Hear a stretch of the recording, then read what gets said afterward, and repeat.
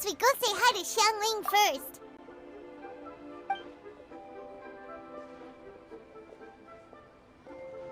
Huh? Xiangling? What a pleasant surprise meeting you here! Oh? Why, the pleasure is all mine. As is the surprise, surely. It must be fate that brings us together in this place. How have you fared as of late? I sense you are older and wiser than the last time we met. It seems your travels continue to yield valuable insights. You are too kind. So, Xiangling, are you here to listen to stories over tea again? I had originally planned to set out after this last round of tea. However, I had planned to take a walk to Qingce village and gather some nascent bamboo shoots, which are currently in season. A villager there once gave me a small sample, and they possessed a most excellent flavor. Huh? Nascent bamboo shoots? Why can't you just use normal bamboo shoots instead? Wait, Paimon knows! Because Zhongli prefers the finer things in life, right? Okay, Mr. Particular, let me guess. Ahem. The nascent bamboo shoot has a uniquely tender texture and a delicate sweet taste that its normal cousin cannot match. An astute observation, Paimon. You know me well indeed. Lantern Rite is almost upon us, but besides the bamboo shoots, there are a few other items I have not yet procured from Director Hu's list. May I ask if you have already made arrangements for the days ahead? Well, we were planning to use the opportunity to say hi to some of our friends, but before we were able to figure out a schedule, we ran into you. Well then, might I invite you to imagine the sheer delight that is a soup cooked with the freshest nascent bamboo shoots in all the land. Generous cuts of pork belly and crisp, fragrant bamboo shoots placed together in the pot and left to simmer slowly for half a day. You're doing this on purpose, aren't you? Paimon's onto your plan. You just want to hoodwink us into fetching your bamboo for you. Why, I assure you, I would do no such thing. I merely wish to inform you of the freshest, most succulent and flavorful bamboo shoots one could ever hope to taste. Ugh. Let's go, Traveler. Paimon's taste buds can't take it anymore. Collecting a few bamboo shoots shouldn't take too long. Paimon has got to get her hands on some of that soup. Such fine specimens are indeed well worth the excursion. Very well. I shall leave the bamboo shoots to you. Should you have the good fortune to find some, please share them with me as well. See? Paimon knew he was just bamboozling us. However, there is no need to rush. The streets of Liu will be bustling with visitors and filled with all manner of celebrations during the festive period. By all means, go wherever your interests lead you. The nascent bamboo shoots would be but a wonderful final touch to a most exceptional feast. What an honor it would be to savor them in the company of friends. We're heading out. Enjoy your walk, Youngli. Take care now, you two. Bamboo shoot. Nascent bamboo shoot. Oh! This one's only just sprouted, and it looks super fresh. Paimon thinks this is the one. Get back! Help! Help! Did you hear that? Someone's calling for help. It's coming from over there.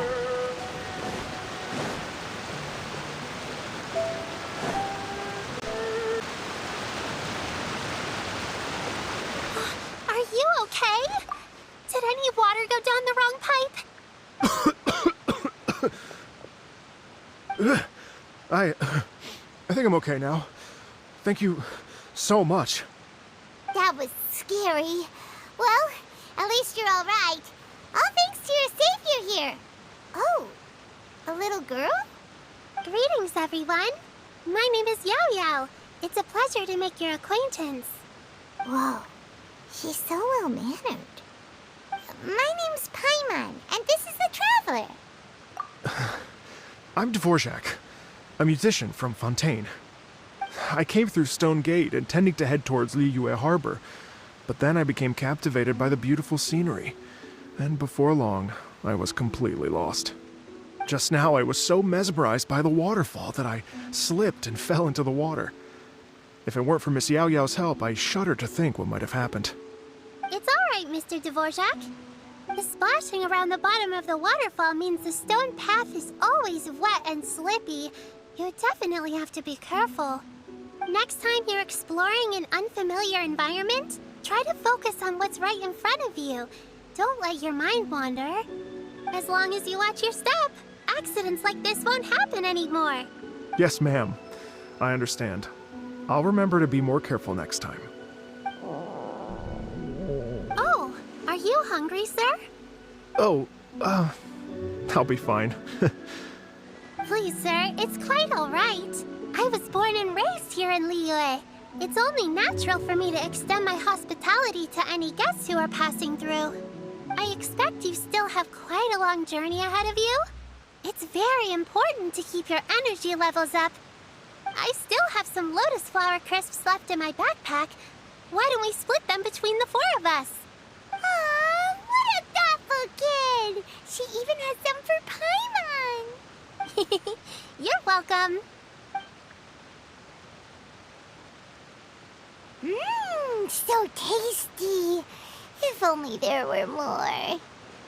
Having a healthy appetite is a good thing. It means Paimon's still growing. If I'd known I was gonna run into you, I would have made a second batch. Hope you're taking notes, Traveler. This is how you treat your Paimon. What do you think, sir? Are Liyue's snacks to your taste? I wonder if they're not sweet enough. No, they're perfect. When I was traveling through Mondstadt, I had a chance to try one of their moon pies. It had a meat filling, unlike these crisps. But apart from that, it seems like they follow a similar cooking process. Both are delicious in their own way. As for Fontaine's cooking, though, it's been a long time since I've had a taste of home. Sounds like you spend a lot of time on the road, huh? I do. It's part of my job. I'm one of the main organizers of the Iridescence Tour. Iridescence Tour? The Iridescence Tour is one of the biggest music festivals in Fontaine. We're looking to expand, though. Our aim is to hold a festival in every nation. At least, all the main organizers share this goal. Unfortunately, it's a long story, so I'll spare you the details. But anyway, so the main reason I'm traveling all around Teyvat is to promote our music festivals. But I have some personal reasons, too. Well, what are they? Just tell us already. Let me see. Well, to explain it in full, I'd have to start with a story from my ancestors. I don't want to take up too much of your time. Oh, I love listening to stories. We want to hear it too. Okay, then I'll start from the beginning. The story goes that my ancestor, who was also a traveler, once slipped and fell into a lake during his travels. As he was sinking and gasping for breath, he heard a wondrous tune in the air. They say it was the most beautiful, moving melody he had ever heard. Even in that life and death moment, the ethereal music seized his full attention and almost made him forget the fact that he was drowning. When he finally came to, he found that he had already been brought ashore. Not too far from him stood an unfamiliar woman with an almost divine aura. Once she saw that he was no longer in danger, she left without a word. My ancestor tried to run after her to give his thanks, but although a mere dozen paces separated them, no matter how quickly he gave chase, he drew no closer and remained a dozen paces behind. In the end, all he could do was to bow in thanks to the woman as he watched her walk away towards the rivers and mountains in the distance, before at last he turned around and made his way home. Once he returned to Fontaine, he began to learn an instrument so that he could spread his story far and wide, just like the bards. After generations of retelling, embellishing, and dramatizing, people have come to think of that lady as something like a fairy. The story's become something of a local legend in Fontaine. It's called the Lady Overlooking the Lake. People now say that if you go down to the lakeside and play an instrument, so long as you play a pleasing melody, you will hear a fairy lady who is hiding out of sight, playing along with you. Wow! Well, yes. As it stands now, it's become a touch too romantic and detached from reality. But I understand the original story and its historical grounding better than anyone else. I wanted to find out the truth of this tale. So I decided to retrace my ancestors' steps and search for that lady's modern-day descendants. Of course, there's no way of knowing where my ancestor fell into the lake all those years ago. So I always knew that the search would be akin to looking for a needle in a haystack. I've spent many years on the road now, and I'm nowhere near as fit as I was in my youth. The wish that I've spent half my life chasing after has now become something of an obsession. Well, I haven't lived half of my life yet, but still, I understand how you must feel. Paimon too! It's like... imagine if you saved the center of a lotus flower crisp, which is the best part, by the way, because you wanted to eat it another day. But then suddenly, sploosh! It falls into the water, never to be seen again! Paimon would definitely remember that for the rest of her life. There's no need to feel sorry for me. I've made some progress over the years. For example, I've concluded that the story must have taken place in Liyue. Oh, so you finally found a lead? Yes, in fact, that's an intriguing story in and of itself. I'd always known that Mondstadt is the city of song and freedom. But more recently, I heard that the Animal Archon returned to Mondstadt for a festival in the fall, and learned that he himself is a patron deity of music. So I prayed for the Animal Archon's guidance in the Mondstadt Cathedral, and as soon as I set foot back outside the front gate, I noticed a cluster of leaves being blown in the wind further and further west, towards Stone Gate. A friendly local told me that this meant the wind was guiding me in the direction of Liyue, so I followed their advice and made my way here. Right? You get it. I knew I'd find someone that agrees with me eventually. Are you sure? It sounds a bit too much like one of those fake legends told by those treasure hoarder guys to scam gullible grannies from Jingsa Village. Rex Lapis has returned to the world! Just give me some incense and a little more towards the travel fees, and I will pass your gift on to the Lord of Geo, and ask him to keep you and your family safe and well, and so on and so on. Don't worry, Yao Yao. We have a lot of experience with deciphering omens and stuff. And anyway, you only got scammed if you handed over more of, right? Actually, to express my gratitude, I did spend rather a lot of more on several bottles of fine wine, which I left at the Statues of the Seven along the way. Oh dear. Well, how about this, ladies and gentlemen? Why don't I bring you all to Yujing Terrace to see Miss Ganyu? I don't know very many people, so I can't help you out much. But Miss Ganyu and the Qixing know just about everything. If you've been scammed, they'll help you get your Mora back. And if the wind was telling the truth, and you want to keep looking for that lady's family, they'll be the best people to ask. But you've already helped me so much. Well, I was going to take some new medicinal herbs and plants I picked to Miss Ganyu anyway, so it's no trouble at all. You know what? It's been a minute since we saw Ganyu too. It should be nice to pay her a visit before Lantern, right? All right. Well, my sincere thanks to you all. I will never forget your kindness. Okay, everyone. Please follow me. I'll be your guide. Remember to watch where you're going, okay? Uh-oh. Paimon's out of a job. Oh well. Paimon will just be a cheerleader instead. Wow. Liyue Harbor looks very different from when I came last. It's almost as if I'm listening to the same melody, but with a richer timbre and new variations added. Well, we are here during Lantern Rite after all. It only comes once a year, so they always have a big celebration. It's fair to say that this time of year is when Liyue Harbor looks the prettiest. Great. Let's go and check it out. I can't wait to get into the city and see it all up close for myself. Breathtaking. Smiles and laughter everywhere I look. It's contagious. I can almost feel the music in the air. I have the urge to start waving my conductor's baton. I'm glad that you're enjoying the city. Hey, everyone! Fancy meeting you all here. What a nice surprise.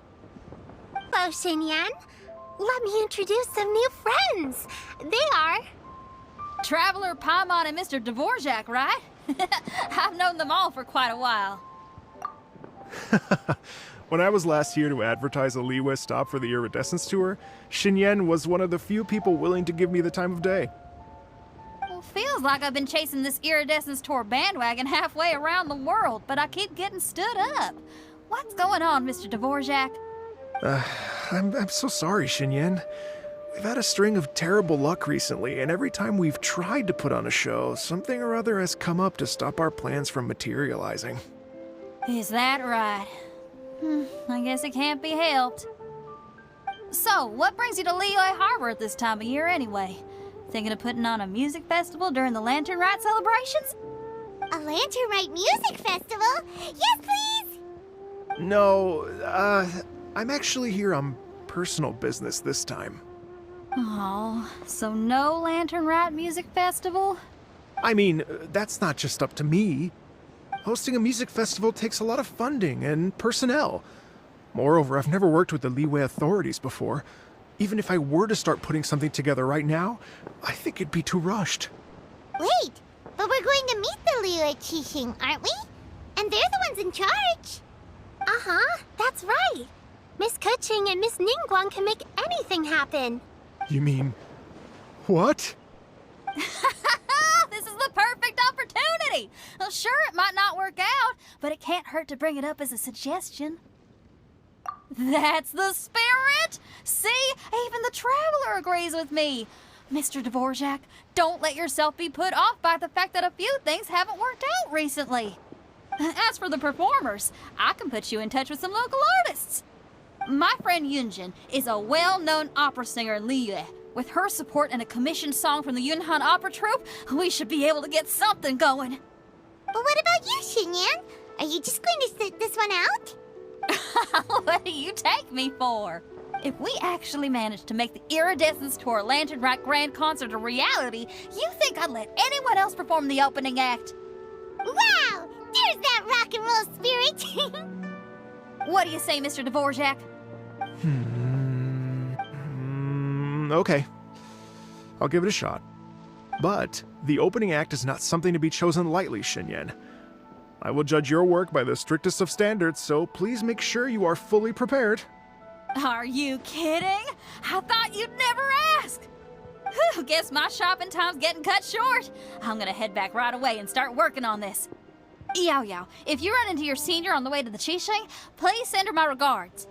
Okay, I promise I will. Good luck with your music, Xinyan. You've got this, Xinyan! So about the senior of yours Xinyan mentioned just now, is that anyone we know? Yes, it's Xiangling. She's mentioned you two before. Xiangling's always thinking about cooking. Whenever she gets scrapes or burns, she just leaves them to heal by themselves. She definitely needs someone around her to look after her. I know you must have looked out for her a lot too in the time you've known her. So, thank you for that. Oh, it's Master! Is it okay if I go and say hi to her? Oh, calm down now, dear. I'm not about to run off anywhere. I'm not a bundle of energy like you. I haven't seen you in days, Master! I've missed you. Oh, bless you, Yao Yao. You do say the sweetest things. Ah, look who it is. Visiting friends during the Lantern Rite, are we? You're half right, Madam Ping. We were also trying to help out Mr. Dvorak over here. We were on our way to take him to see the Qixing. Hello, ma'am. I am a musician from Fontaine and an organizer of the Iridescence Tour. I don't suppose you've heard of it. Master! The Iridescence Tour is a super famous music festival! Oh, an old lady like me wouldn't know much about that sort of thing. A music festival, you say? It sounds terribly exciting. Oh, right! Madam about that. You're an elder of Liyue, and you know all about Liyue's cultural traditions. Hearing your thoughts would definitely help us figure out how best to approach it. For example, do you think it might be a bit too modern, or is there any other issue? Why, not at all.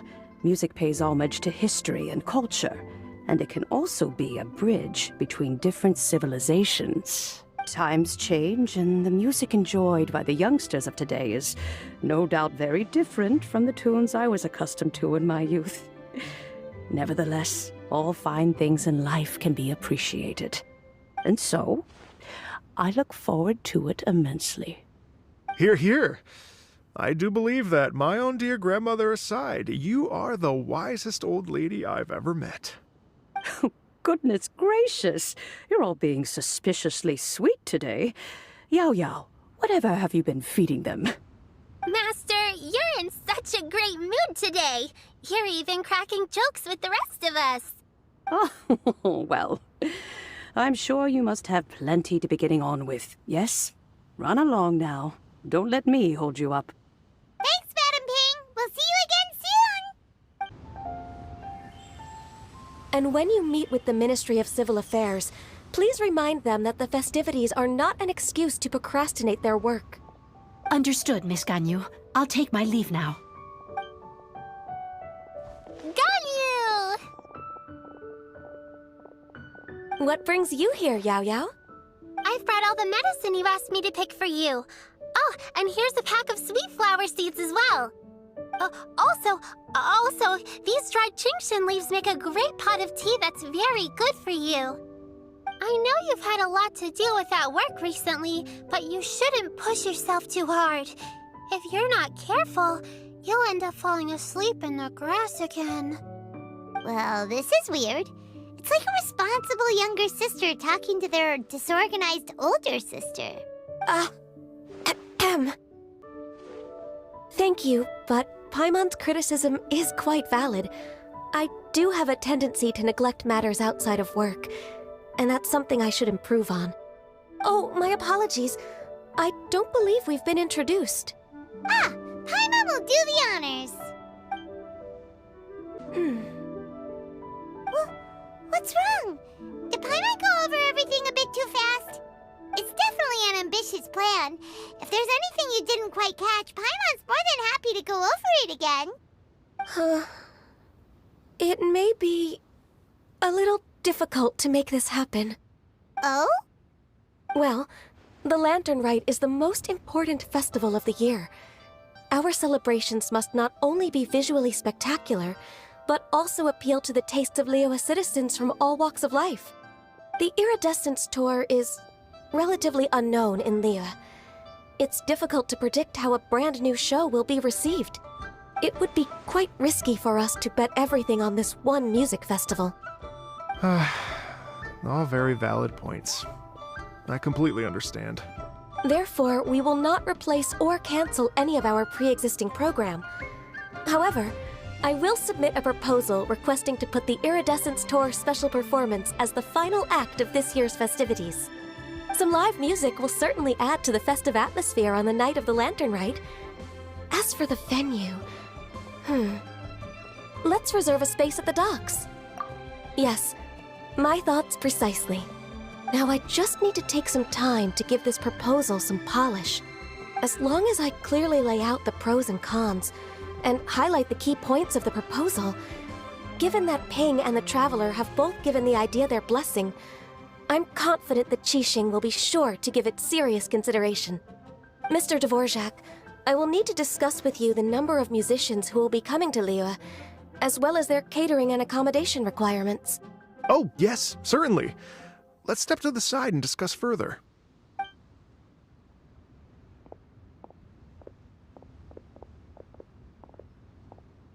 As soon as there's work to do, Ganyu's as diligent as ever. I couldn't agree more. Master once said that everyone has things that they are good at and things that they are less good at. So, with that in mind, Ganyu shouldn't feel compelled to become perfect at absolutely everything. I'm good at taking care of people, so that can be left to me.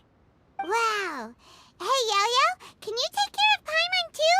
Paimon's getting hungry again. I'm afraid my backpack's empty now, but if you let me know what you like, I can bring you some of your favorite dishes next time we meet. Apart from lotus flower crisps, what else do you like?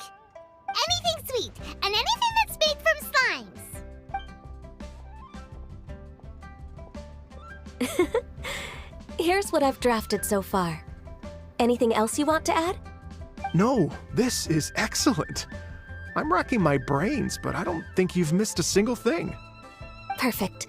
Then we'll leave it as is. I'll go make an official copy.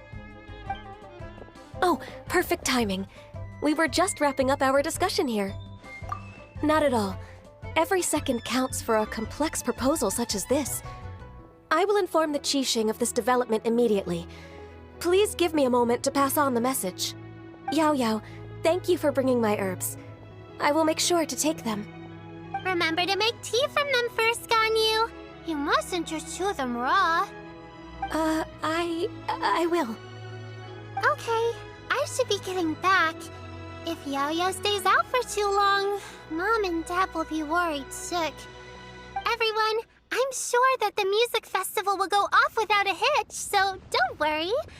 And in case I don't see you before, I wish you all a very happy Lantern Rite. Thank you, Yao Yao. Happy Lantern Rite to you, too. We should go get dinner together sometime!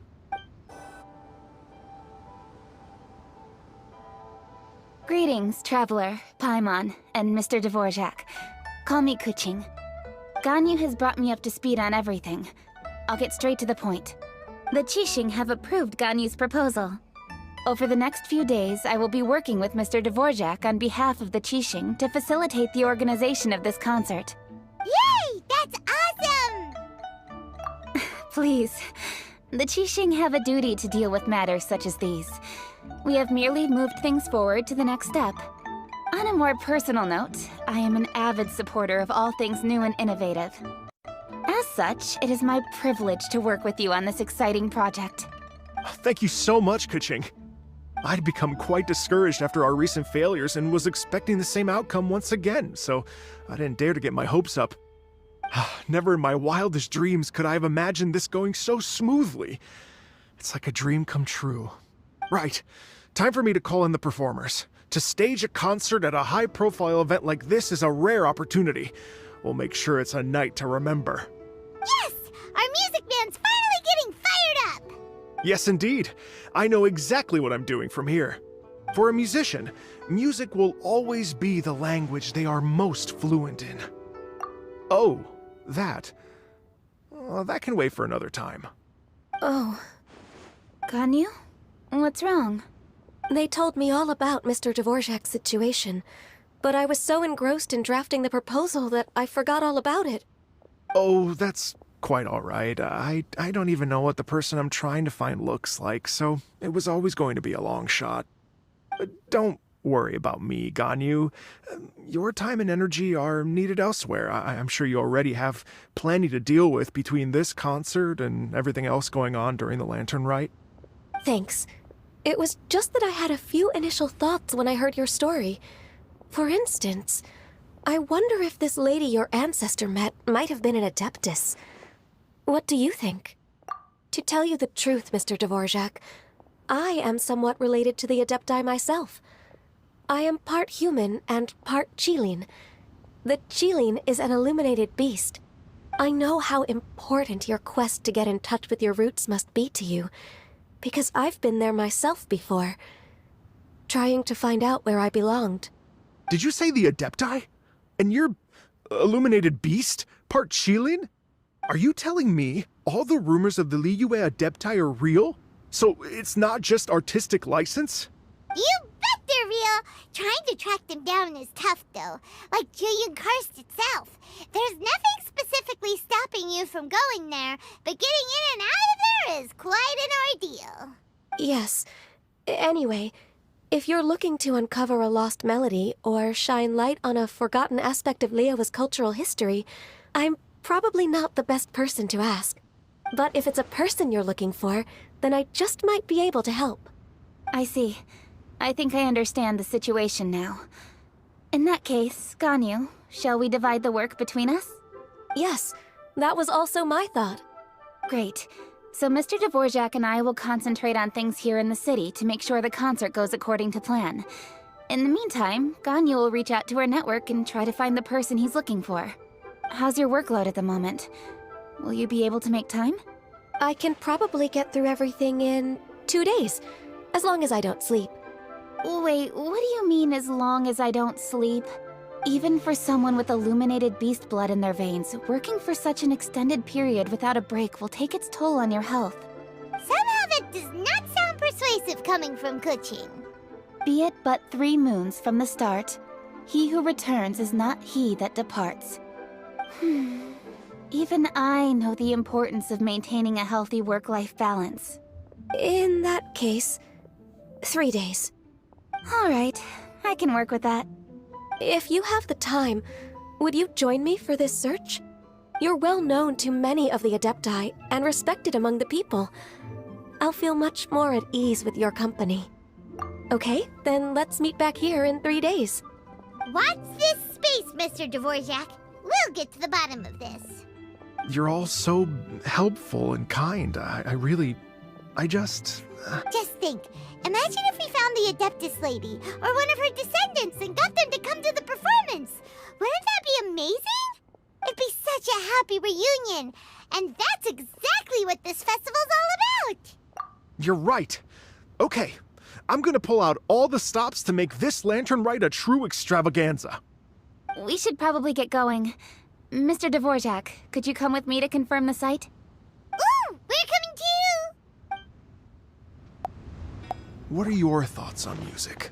What does it mean to you? Music sounds nice? Truth be told, the question of what music means to people is one that I've been pondering for quite some time. Let's revisit this question after the concert.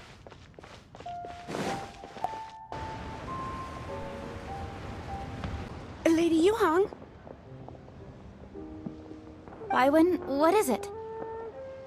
Per Lady Ningguang's orders, I've been gathering intelligence outside of the city with the goal of uncovering and dispatching any trouble ahead of the festival. I am told that a strange melody was heard somewhere along the coast. I was wary of investigating further on my own, so I was just on my way to report this incident to Lady Ningguang.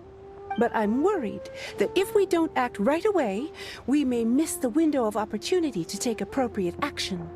I understand. In that case, Yeah, Kuching, you're busy enough as it is. There's a ton of different things in the city that needs your attention. Leave it to us. Don't worry, whatever it is, we'll definitely be able to handle it. Well, he will handle it. With the Traveler on the case, it's as good as dealt with. Thank you. This will be a great help. I will inform Lady Ningguang about the situation. Once it's resolved, please come and find me again at Yujing Terrace and let me know. Will do. And say hi to Ningguang for us. you have my thanks too. Stay safe and come back as soon as you're finished. Good luck. Byron said the strange tune was coming from around here, right? But Paimon doesn't hear anything. There doesn't seem to be a soul in... I was just wondering who in their right mind would come out to a place like this. So, it's you two. Yeon! How'd you sneak up on us like that? You nearly gave Paimon a heart attack! You look pretty alive to me. Can't have spooked you that bad. Fair enough. Ah, you're here for that too? Saves me a bit of explaining. Come with me. I've already reconned the perimeter, so we should be safe. The stuff by the door is in pretty good condition, though. It can't have been too long ago that someone was last living here. This place is completely empty. There's nothing valuable left here at all. The doors and the windows are all fine, so there definitely wasn't a break-in. How strange. It looks like it's been looted, except for the fact that there's no sign of a struggle. The bad guys could have sneaked in while the owner was gone, but then how do you explain why the door and windows are intact? Seems you've done a pretty thorough inspection. So, any theories on what might have happened here? Yelan, you didn't hide some of the evidence from us on purpose, did you? Why would I make this more difficult for you? We're on the same side here. Okay, well... Paimon gives up then. Paimon's got nothing. What about you? Give up as well? Your instincts are pretty good. Or perhaps it's not instinct. The strange melody is one of the few pieces of information you have available, after all. Let me share a folk story with you. A long time ago, there used to be a group of bandits in the Liyue countryside who would sound a horn every time they were about to raid a village. But it wasn't a rallying cry to rouse their fellow men. It was a disconcerting tune, meant to intimidate the weak and warn them of their impending doom. To escape with their lives, the villagers would abandon their homes and flee overnight, taking only their most valuable belongings with them. Everything else was left behind. The bandits were eventually brought to justice, but the fear and trauma remained in the villagers' hearts. Whenever they heard that melody, they would feel like their lives were in danger once again, and flee immediately. The culprit of this crime exploited that very fear to get access to this house without having to force their way in. Whew! That's quite the story. The victims obviously will have gotten quite a fright, but at least they won't be in any great danger. The important thing now is to find this copycat criminal. On any other day, that'd probably be a good idea. Unfortunately, it's not gonna work today. Take a look around and you'll see what I mean. This criminal is clearly well-versed both in using music to commit crimes and in making a clean getaway.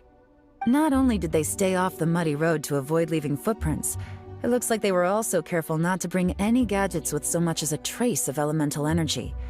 Evidently, they were intent on keeping even the most experienced investigators off their trail. Unfortunately for them, I'm one of the best trackers in the business. They're not about to get away with their little scheme on my watch.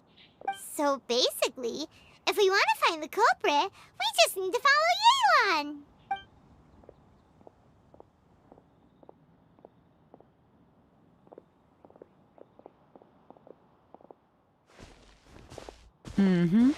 As long as you can keep up.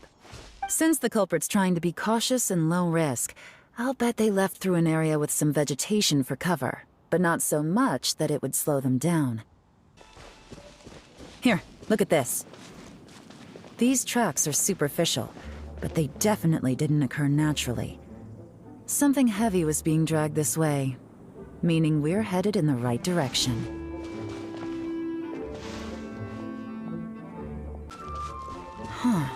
Their pace has increased.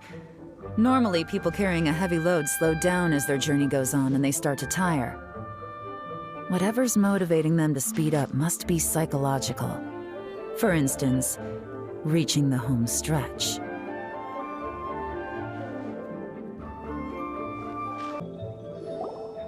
they are! Look! A treasure hoarder tent! Ugh, not the treasure hoarders again! And so close to Lantern Ride, too! 'Tis not the season for their antics! Come on, let's round them up. Hey! Who are you? Where did you come from? The evidence is conclusive. Okay, confess and we'll go easy on you. My patience is running low, so why don't you do us both a favor, You kidding me? You think I'm scared of you? Perhaps not, but you should be. Gotcha! Curses. Seems like you're not all talk after all. There's no going back now. Better up my game. Mercy! Have mercy! Oh, it's a little late for that. I've come this far, I might as well finish the job. I surrender! I surrender, please! I'll do whatever you say. Please have mercy. Tell us everything. You have one chance, and I'm warning you. Don't make me ask twice. I won't, I swear. So Lantern Right's nearly here, and like a lot of people, I wanted to buy a few nice things. I know I'm with the treasure hoarders and everything, but I don't really have any kind of experience with robbing people and whatnot. So I don't have the guts to break into somebody's house. Wow, you're really going to complain to us about that? No, not at all. I'm just telling it how it is. Okay. Continue. I racked my brains trying to think of what I could do, and eventually I remembered something from back when I was a kid. The bandits would blow their horn, and my grandma would grab us kids and run. I remember the tune, so I figured I'd try it for myself. I mean, just to see what would happen. At first, anyway, I seriously didn't expect that family to pack up and leave. But they did, and they just left all their stuff right there for the taking. It was too easy. I couldn't resist. It was completely wrong of me. I know that now. I'll return everything that I took. It's all still in perfect condition. It'll be like it was never gone. Please, give me a chance, huh? Let me make it right. Give you a chance, huh? Sounds to me like you'd rather strike some kind of a deal than spend lantern right behind bars. Yes? Yes? You know how to bargain, I'll give you that. It's just a pity that you didn't confess at the first opportunity. You'll have to take a walk with me. Once we've returned the goods, we'll find the owner of the house, and you can apologize to them in person. After that, I'll escort you to the Ministry of Civil Affairs. Yes, ma'am! You know, as a former victim of this kind of crime yourself, I doubt anyone understands the fear you inflicted quite as well as you do. Does your greed matter more to you than your fear? More to the point, if you can play a tune from memory, don't you think you should be capable of making an honest living? You mean... That's enough hints for you. You'll have plenty of time to reflect on all of this yourself. There's not much left to wrap up, so I'll take it from here. Guess this is where I'll say goodbye. What is it? Is there something else? I'm still not sure how you first got your hands on this information, so play it safe when you get back. Don't mention to anyone that you ran into me out here. You helped a lot with the investigation and arrest anyway, so it's perfectly fair for you to get all the credit. Just take it. It works better for me, too. See you when I see you, and happy Lantern Rite. Leon's such a pro at this. With her taking it from here, it's as good as resolved. Whoosh! Random event, a strange melody, complete. Although, it's kind of a shame that we never got that treasure hoarder guy to play the melody again. Right? How could anyone not be? When we were chatting with Mr. Dvorak, music seemed like such a positive thing. And most music is, right? It can help us relax, feel all warm and fuzzy, recall happy memories, or even just think happy thoughts. Paimon never imagined that music could be used to commit crimes. Oh, really? Huh. Makes sense. Paimon's musical understanding improves again! Well, anyway, now that everything's resolved, let's get back to Liyue Harbor. Byron's still waiting for us with our random event rewards. Byron, we're back! Everything's all sorted! That's great news! Oh, please wait here a moment if you would be so kind. Lady Ningguang instructed me to advise her upon your return.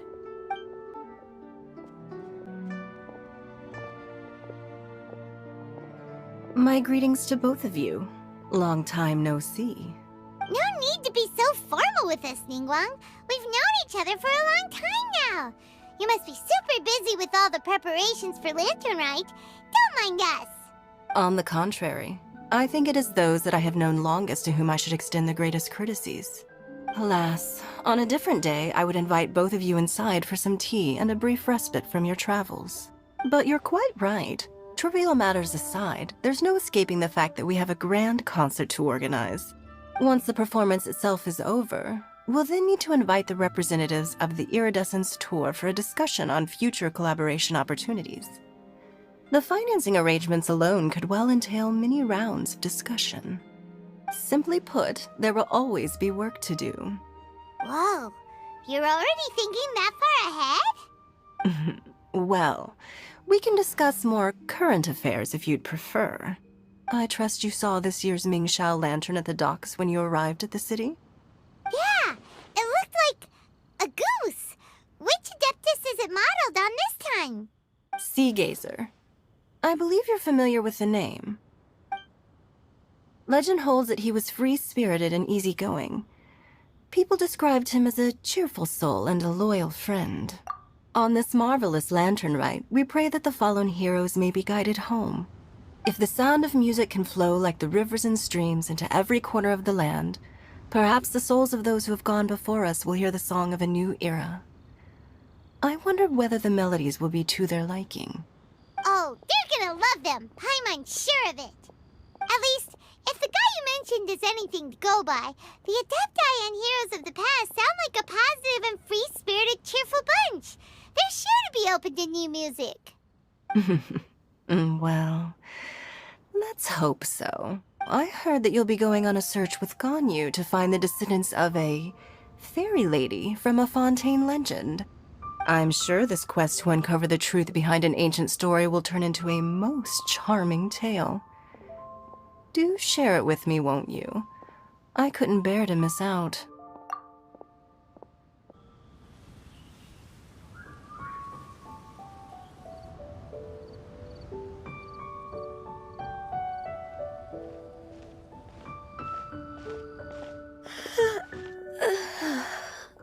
Greetings, Traveler and Paimon. What time is it? Are you okay, Ganyu? You were nodding off there. Didn't you sleep well last night? I'm fine. Don't worry about me. Let's discuss the matter at hand. Since last time, I've been thinking a lot about the story Paimon told me. In essence, someone rescued a drowning man and performed some music. If that were all there was to it, it could have been many people, human or Adeptus. But the tune was allegedly so wonderful that the drowning man forgot about everything else, even his own impending death, and only came to his senses after being brought to shore. Perhaps there was an adeptal power at work in that music that he, as a mortal, could not perceive. Or perhaps he sensed a power surrounding him but lacked the words to describe it, not knowing where it came from.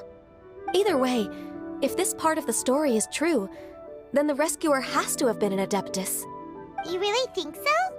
But this story is all the way from Fontaine. Isn't this a bit of a long shot?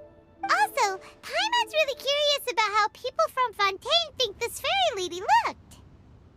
Ooh, like a crystal fly's wings? That would be pretty cool. But Paimon definitely can't imagine any of the Adepti looking like that. Actually, Ganyu, if you had to save a drowning person, how would you go about it? Huh? Me? Well, I'd get them to the shore, and then I'd probably hide behind a tree and watch them for a while. Once I was sure that they were going to be okay, I'd slip away without a sound. Got it. So basically, Ganyu's the type of person who doesn't like taking credit for her good deeds. No, it's not like that. I'm just not very good at explaining things. And I also find it really awkward accepting other people's gratitude. Well, what if this Adeptus in the story had a similar attitude? That would explain why she just left without saying a word. She was probably thinking something like, one was merely passing by and saw fit to address this egregious disruption to one's graceful zithering at once. You may keep your thanks to yourself. That was actually a very good impression of Cloud Retainer, Paimon. As far as I'm aware, Cloud Retainer isn't the most musically gifted. Still, we can't completely rule her out just yet. If we set off now, we could head to Mount Outsung and ask her about it. You'll be able to confirm either way if it's her, and I can, I've been in Lea Harbor for so long now that I'm just not as familiar with the Adepti anymore. If there's anything we want to know about them, she's the best person to ask. Sounds great! And we're pretty close with Cloud Retainer by now, so we probably don't even need to bring her food this time, right? I've prepared a gift for her to mark the festival, just in case. However, Cloud Retainer spends most of her days studying mechanisms in her abode. She's on her own so much of the time that the moment she has someone to chat with, she just... Never mind. I promised I'd help Mr. Dvorak, and now that I've made the contract, I can't be having second thoughts. Traveler, Paimon, let's set off for Cloud Retainer's abode. Seems like this is a tough decision for Ganyu, but she's made up her mind now. Paimon gets why she'd be so anxious. Okay, how about this? If Cloud Retainer tries to start telling stories about her again this year, we should pipe up and change the topic. Wait, did she leave already? Hey, Ganyu, wait up! Paimon's so tired from trying to keep up. Don't either of you need to take any breaks? I can't believe it. Cloud Retainer is not here. Huh? Did we miss her? She doesn't like to travel, so in the past, it's always been the other Adepti who come to visit her during the festivals. True. Now that I think about it, Cloud Retainer would be quite capable of taking care of anything on her own. There's no need to worry about her. Since she's not here, I guess the next step is to check all the other Adepti abodes, one by one. Uh-oh. Will it involve a lot more traveling? Got it! Paimon has a great idea! Please go on, Paimon. Our goal here is to find the Adeptus that helped Dvorak's ancestor, right? We can't hear any music right now, but if she's really as nice as the story suggests, she'd definitely come to help anyone who was drowning, right? Yes, I think that's fair to say. So, all we have to do is get the Traveler to pretend to fall into the water, and the Adeptus will come to the rescue! You know perfectly well that Paimon can't swim! Paimon would sink like a rock! Just trust Paimon! The water's pretty deep over there! Quick, swim to the very center! Help! Someone's drowning! If only there was a kind-hearted Adeptus here to save us! Oh no! Whatever will a Paimon do? What is... How do you feel right now? Shenhe! And the Conqueror of Demons! Why don't you say something? Please don't make Paimon explain it. Okay, fine. Paimon will explain. We're looking for an Adeptus who's good at being a lifeguard and playing music. But if the Adepti aren't gonna stay home, then how are we supposed to find them? It wasn't me. Yeah, so this Adeptus is most likely a woman.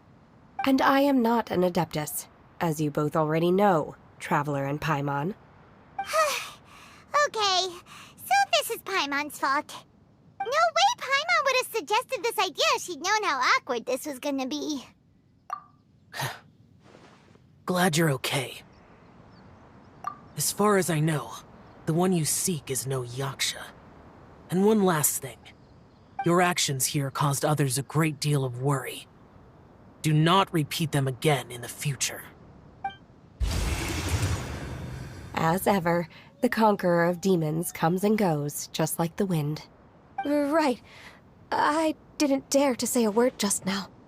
How's your training going, Shenhe? Have you made any plans for Lantern Rite? We could spend it together in Liyue Harbor if you'd like. I had planned to spend the festival with Master this year. However... Oh, speaking of Cloud Retainer, when did you see her last? Earlier this morning. She set off for Mount Hulao at dawn.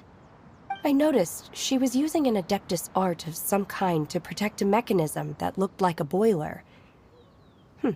Maybe it was a gift for Mountain Shaper. I did not inquire. So we just missed her. Please excuse me for a moment. I think I'll leave the gift in her abode. Sure. Thank you. It sounds like Ganyu and Shenhe have gotten a lot closer recently. Yes. During the summer and winter, I continue to train with Master. In the other months of the year, I have been learning to adapt to human life in Liyue Harbor.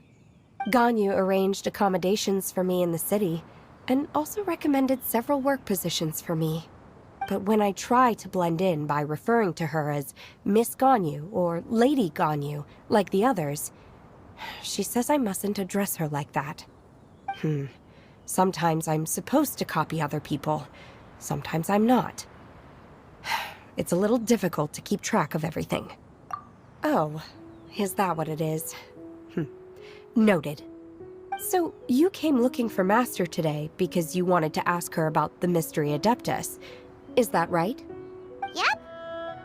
Oh, speaking of that, have you ever heard any music while out training in the mountains? Music? What is that? It's... a kind of a happy or relaxing sound. Or, a nerve-wracking sound. Or even a terrifying one. Okay, I'm done. I also left her a note so that she knows where to find us. We won't miss her again. Yay! That's really helpful. Thanks! We were just talking about this thing called music, and based on Paimon's description, I do believe I hear it every day. Please follow me. Oh, really? Great, let's go! This is the place. I enjoy training here to the sound of music. Oh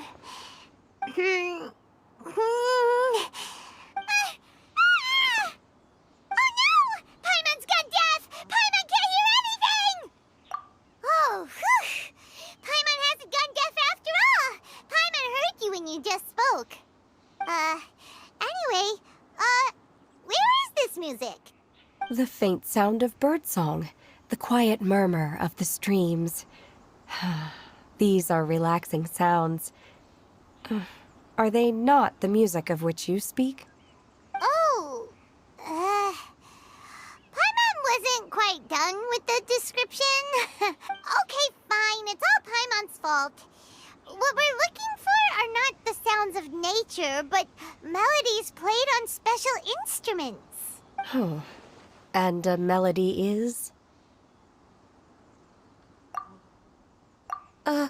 Hey, why don't you just sing that one melody Shen has heard before? It'll probably help her to understand what we're talking about.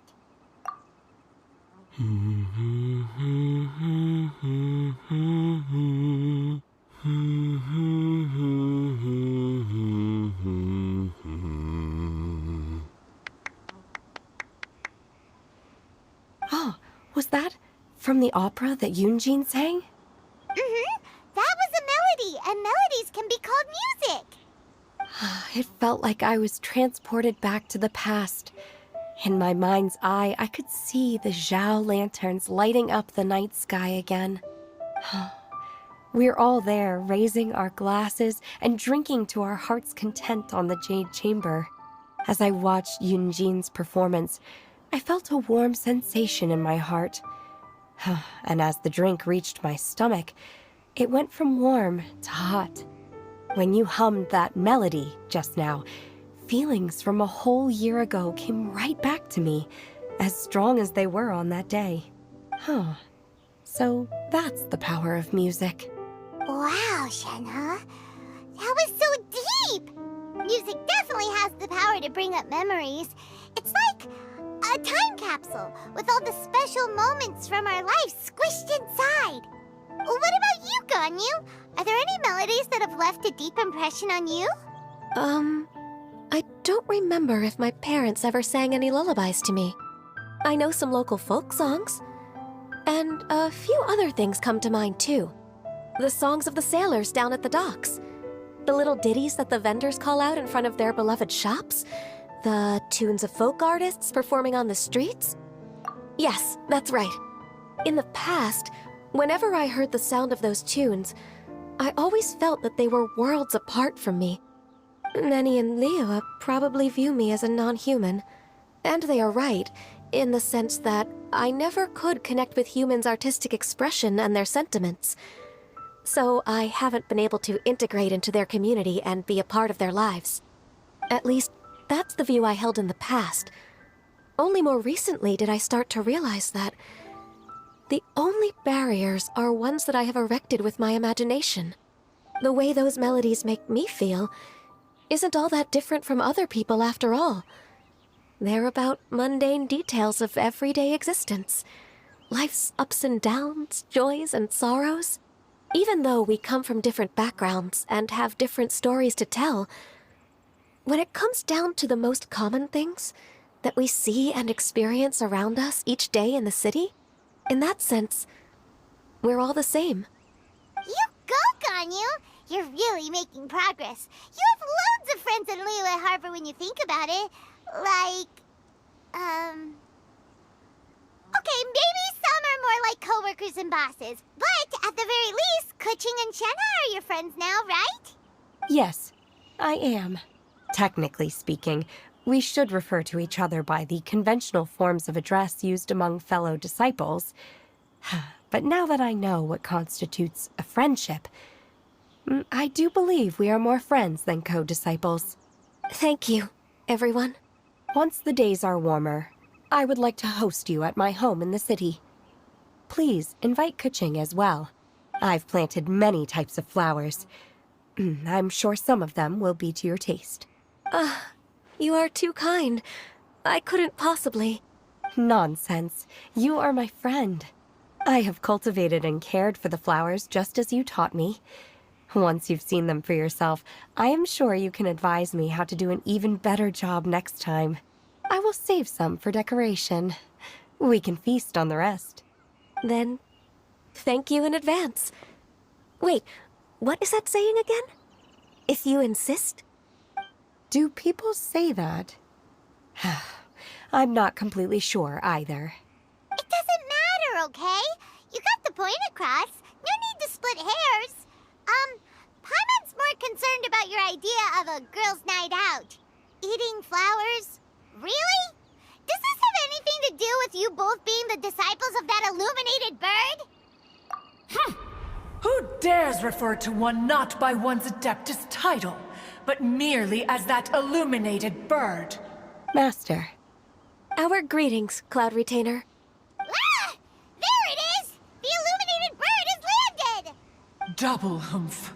Now she has the gall to use it rather than she. Even after being chastised once already? Barely a moment has passed since we last met, and yet your impertinence has reached new heights. Very well.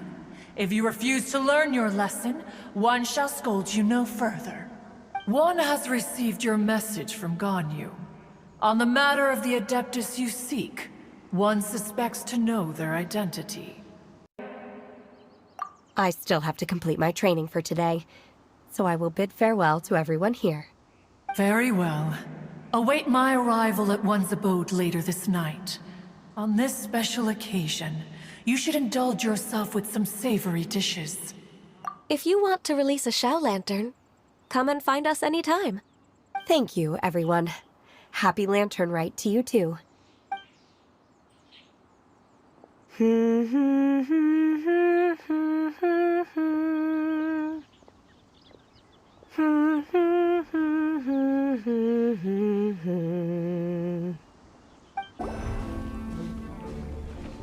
Is this Guili Plains? Cloud Retainer, why did you bring us here? Ganyu is of course familiar with the name Guizhong, but have you ever heard of her? Guizhong is another name of Agentis, the god of dust. She was extroverted in nature and adored social gatherings and inventions alike. Long ago, this region was yet a prosperous assembly. Guizhong often invited her friends to visit her home, reserving for us seats around the largest stone table. Seagazer would always bring out his latest treasure and place it upon the table. He could be quite the braggart. Though usually a mild-mannered fellow, when it came to those collectibles he was so fond of, he always loved to show them off. Paimon remembers that name. So that's what Seagazer was like. He was an old friend and a former rival. One has many memories of him. Once he had brought out the treasure, it would predictably become the center of attention. Neither Guizhong nor One was content to let him just steal the spotlight. So we would then also present our proudest mechanical creations. As Adepti, we were each gifted in our own ways, and naturally proud of our accomplishments in our respective fields of expertise. As a result, One often quarreled with Seagazer. His treasures were not even of his own making. He just used his exploration skills to dig them out of the ground. How, pray tell, could he compare to me, when every single one of One's accomplishments were crafted by one's own hand? Cloud Retainer, you are getting competitive again. One digresses. Regardless, every time an argument occurred, Guizhong would come over to watch us during our mutual lambastics. On some occasions, she would join in, and on others, she'd take one of us by the limb and start uttering the most ridiculous nonsense. What kind of nonsense? No kind of nonsense were we spared. Sometimes she would brazenly opine, why argue between yourselves when neither of you could ever hope to beat me? Other times, she would make unsolicited suggestions, such as, once you two are done arguing, let's go to the foot of the mountain and grill some meat. She always sought to make everyone happy, and one must say, she had quite the gift for it. No matter what nonsense she said, One never felt bothered or offended. It also helped that she never referred to One as that illuminated bird or lady bird. Come on, get over yourself! Anyway, just as our impassioned arguments would reach the apex of acrimony, Marchosius would bring his delectable dishes to the table.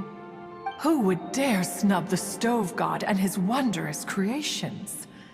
At the sight of him, we would all immediately drop the argument and prepare the table for a night of feasting and drinking. Back then, One was always bothered by how the cups Rex Lapis brought were always too square for one's taste. Can you see yourselves ever enjoying a drink from a square cup? Precisely. So, as you can see, even one as great as Rex Lapis was not immune to making the occasional blunder. Even One could never find fault with Marchosius's cooking. As we ate, Guizhong would continue to find topics for conversation, filling the table with humor and laughter. Each of those old fossils had their character flaws and points of obstinacy. So why was it that whenever we dined together, we always had a marvelous time? We would drink together from a spot high in the mountains, until the moon set and the sun rose, and only then would the banquet finally come to an end. Streetwood Rambler would often remain to admire the flowers with Guizhong before returning to her own abode. The glaze lilies were far more abundant back then. Entire fields of them would appear to the eye as a veritable sea of flowers. Streetward Rambler? That would be Ping. You probably know her as Madam Ping. Oh, okay. Wait, this is a lovely story and everything, but didn't we come here to find that Adeptus from Mr. Dvorak's story? Or are you saying that it was Guizhong? Didn't she, already, Alas, long has one avoided this place for precisely that reason. The sights here are a reminder of a time long gone, and evoke much sorrow. One should have guessed that you would disrupt one's poignant moment of mourning with your incessant questioning. No matter, one will share the whole story with you now. In times gone by, one quarreled oft with Guizhong concerning mechanical principles. We each had our ideals, and neither would yield. Under the pretext of a social gathering, one invited the impartial Rex Lapis to judge the quality of our creations. But Rex Lapis declared that Guizhong's Obscuro Vulpus mechanism was superior. Though one was too proud to acknowledge it, in one's heart, one knew that Guizhong was indeed the superior talent in the mechanical arts. As for the story between Guizhong and Streetward Rambler, that begins with a certain bell. In Guizhong's opinion, while mechanisms were no substitute for human composers, they were yet capable of producing simple but fine melodies. But Streetward Rambler believed music to be an expression of the soul, an emotional enterprise that could never hope to be replicated by machinery. They argued endlessly, until one asked Rex Lapis to intercede. He confiscated the bell and designated it for ceremonial use. Thereafter, one would often find them convening in the mountains, discussing music, mechanics, and all the affairs of the mortal world. But these good times were not to last. War broke out between the gods, and soon engulfed the Guili Plains. Guizhong was overpowered by the enemy, and fell in battle. When Streetwood Rambler and I arrived at the scene at long last, all that remained among the ruins was her lifeless body. After this, at Streetwood Rambler's request, Rex Lapis granted her the cleansing bell for safekeeping. To honor our friend's memory, one made a few finishing touches to her ballistic device. Many lantern rites have passed since then. Many greetings and goodbyes. Upon what do you gaze? The Guili Plains? No. It's everything.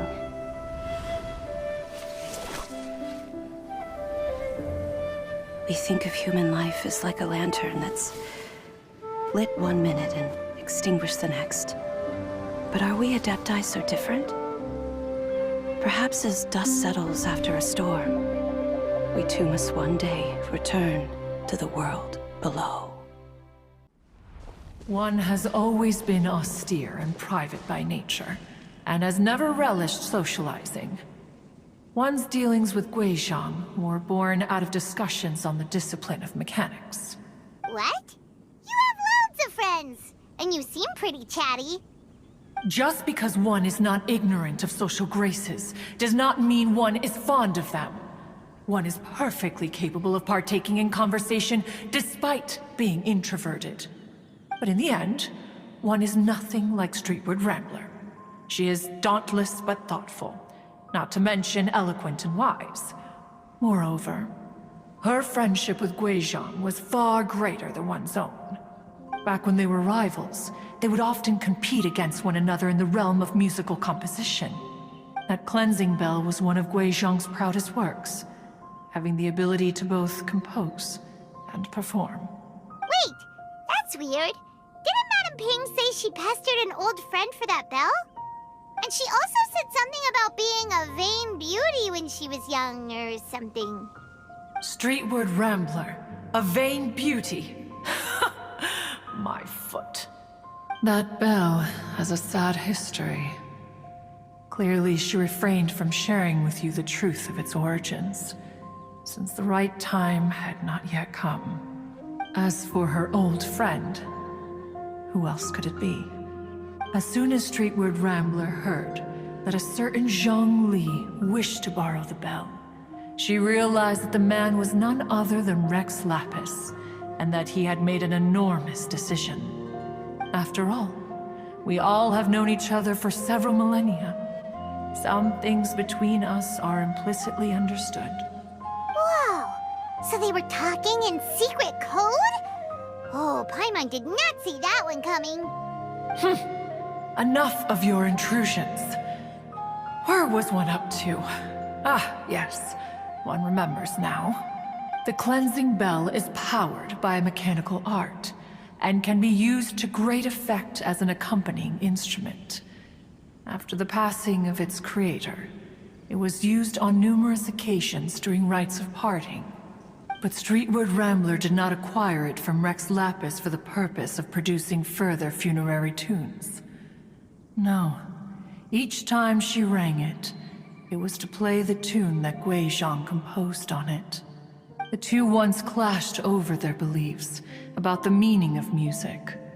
Who would have thought that with Gui Zhang's passing and Streetward Rambler's mourning, two tunes composed in discord would eventually become one harmonious composition? Once upon a time, Streetwood Rambler also loved gatherings, liquor, and music. But after Gui Zhang passed, she preferred her own company. She could often be found sitting alone at a mountain summit, contemplating and reminiscing with her zither. The music would go from mournful to soothing to impassioned. Many years passed before she finally composed a melody to her satisfaction. In celebration, she played the tune to the clouds. Regrettably, one has only ever heard her play that tune once. Which brings one back to the matter you've been investigating. Perhaps it was during that performance that the ancestor of your Fontaine friend fell into the water and was saved by Streetward Rambler. But if she was so happy with the melody, why would she only play it once? One was also greatly perplexed by this. After suppressing one's curiosity for a long while, one finally approached her and asked why she would retire the tune after having spent so long on it. In response, she said, "Though the strings that played that melody survive, the one who inspired it is gone.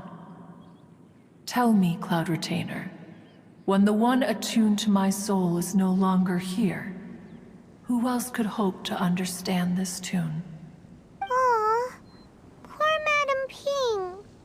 I just remember being taken care of by you when I was young. Once the Archon War came to an end, I stayed behind in Liyue Harbor to honor my contract. Although I met Gui Zhang a few times, I never knew anything of this particular story. Gui Zhang was quite the visionary, but tragically passed before her time. Her manuscripts still lie unfinished in the realm of clouds. Blank pages give one cause for contemplation on what might have been. Had you not decided to search for that mystery Adeptus, perhaps these stories, too, would have been lost to the sands of time. As of now, you know the truth. That the Adeptus who rescued the drowning man was none other than Streetwood Rambler. Do you intend to discuss this with her?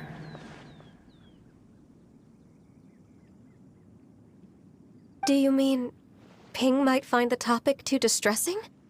Precisely. The passing of our old friend is a heavy topic that both of us are usually careful to avoid. If I may be so bold, Cloud Retainer, could it be that this is just your own personal opinion? Oh? How so? I've been in Liyue Harbor for quite a long time now, and I've witnessed many farewells along the way, so I too am well acquainted with the pain of the passing of a loved one. But this doesn't bring the city or its people to a standstill. They have to keep moving forward. Someone as perceptive and wise as Ping will surely have come to understand and embrace this. Though these immortal mountains have lost an Adeptus, the harbor of mortals has gained a wise elder. No loss can ever be undone, but there is always much that can still be gained. Ping has helped countless people, and will guide many others in the years to come. And all to whom she extends a helping hand become her friends. People she can admire flowers and discuss music with. Though it is heartbreaking to lose a kindred spirit, life goes on, because there are new friends waiting for you further down the road. We even asked Madame Ping what she thought about adding a music festival to this year's Lantern Rite. Oh, when we get back, why don't we just ask her if she'd like to perform? Maybe we can even get her up on stage. You youngsters and your imaginations. Why don't you come with us? It's been a long time since you last spoke with Ping, and Liyue Harbor is always decorated so beautifully during the festival period. Is not every Lantern Rite the same in this regard? Were there ever anything new to discuss? One in pink could mean any day of the year. I disagree. Each new day and each new year is different from those that have come before. How long will you simply let them pass you by? The edibles she brought this time were indeed quite delectable. Very well. Then one will be off. If the other old fossils have sneaked away into the city to amuse themselves, one shall soon find out. All right. We should be getting back to the harbor as well. We don't want to keep her waiting. Once the Gwaili assembly, now the Gwaili plains. Say, if we planted flowers there and cared for them carefully enough, do you think that one day we'd be able to recreate the sea of glaze lilies? Allow one to take back one's praise from a moment prior. You are still far too given to flights of fancy, child. What? Cloud Retainer? You were still listening? One observed that you were making no effort to leave, and returned to chasten and hasten you. This time, one is departing in earnest. Whoa! Madam Ping? And Cloud Retainer? It appears you made haste after all. One arrived but moments before you. Oh, bless my soul. To what do I owe the honor? How nice of you all to come and visit me.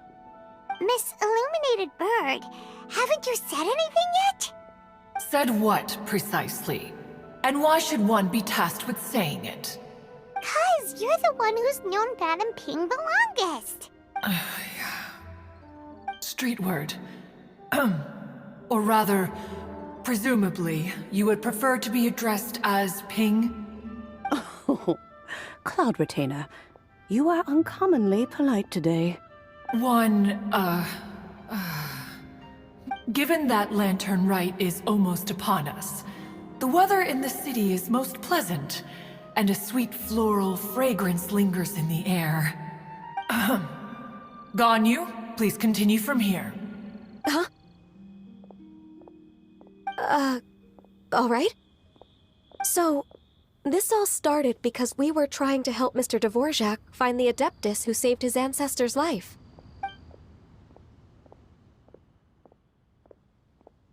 Cloud Retainer informed us that the one who played that melody and rescued the drowning man was none other than yourself. Let me think. Yes, I do believe I recall that encounter. What a long time ago that was. I'm surprised that you still remember it.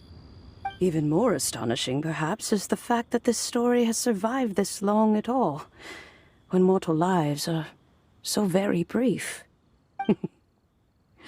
It appears that she has proven herself right once again. Who's she? We like to call her Guizhong. From the look in Cloud Retainer's eyes, I sense that she has already told you all about her. Albeit reluctantly, one might add. Oh, there is no harm done.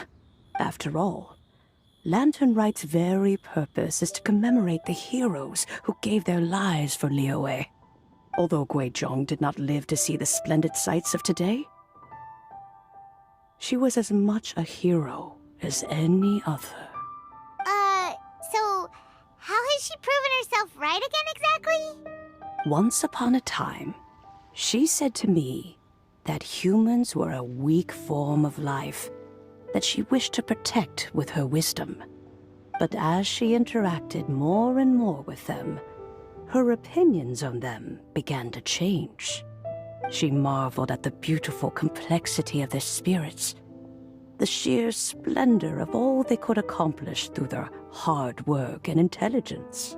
She told us that to underestimate human potential would be to make a grave mistake. With the smallest amount of guidance, enormous power can be unleashed in them. And a human who has reached their full potential may well be her equal. Someone who could have as much to teach an Adeptus as to learn from them. She always had a way with words. That her mechanical accomplishments were judged superior to one's own was, one suspects, in large part due to her sheer eloquence. Speaking of mechanics, Cloud Retainer, do you still remember that potted plant mechanism? The one that the two of you gave me as a gift? Of course. Gui Zhang and one both put an immense amount of effort into that gift. It would be no overstatement to call it a testament to each of our individual technical genius. As Gui Zhang once said, it takes every blade of grass and every flower to make a homeland. When I see the sight of Liyue Harbor before us today, I am reminded of this. Madam Ping looks very emotional right now. Of all of us, it was Gui Zhang who was the fondest of these grand and exciting occasions. If she were still with us, I'm quite sure she would still be trying to best Cloud Retainer's finest works at every opportunity. Liyue Harbor is always filled with the sound of music at this time of the year. If she were here, one is certain that she would seek you out to discuss and debate the virtues of various melodies. Oh, yeah! Music! We've been dying to ask. What was the melody that you played back then? Oh, also, with you being such a music expert and all, why don't you join the concert as a performer? I can make arrangements right away. Oh, as much as I don't wish to dampen your enthusiasm, it's been a long time since I played this zither. My fingers don't have the dexterity they once did. And whenever I play that tune, it always reminds me of her. I start wondering what she would think of the changes I have made to her melody. There was a period of time whenever I started strumming, it almost felt like she was back again. Sitting right there on the stone stool next to me, chatting away. Skybracer and Seagazer too, looking just like they did in the old days. No matter how much time goes by, the moment that melody starts playing, it transports me right back to that time in my memory. So the past still weighs heavily on your heart? Well, I would be lying to myself if I claimed to have completely moved on. But that is not to say that grief doesn't get easier with time. Despite the sadness, I have found many things that bring me joy in life.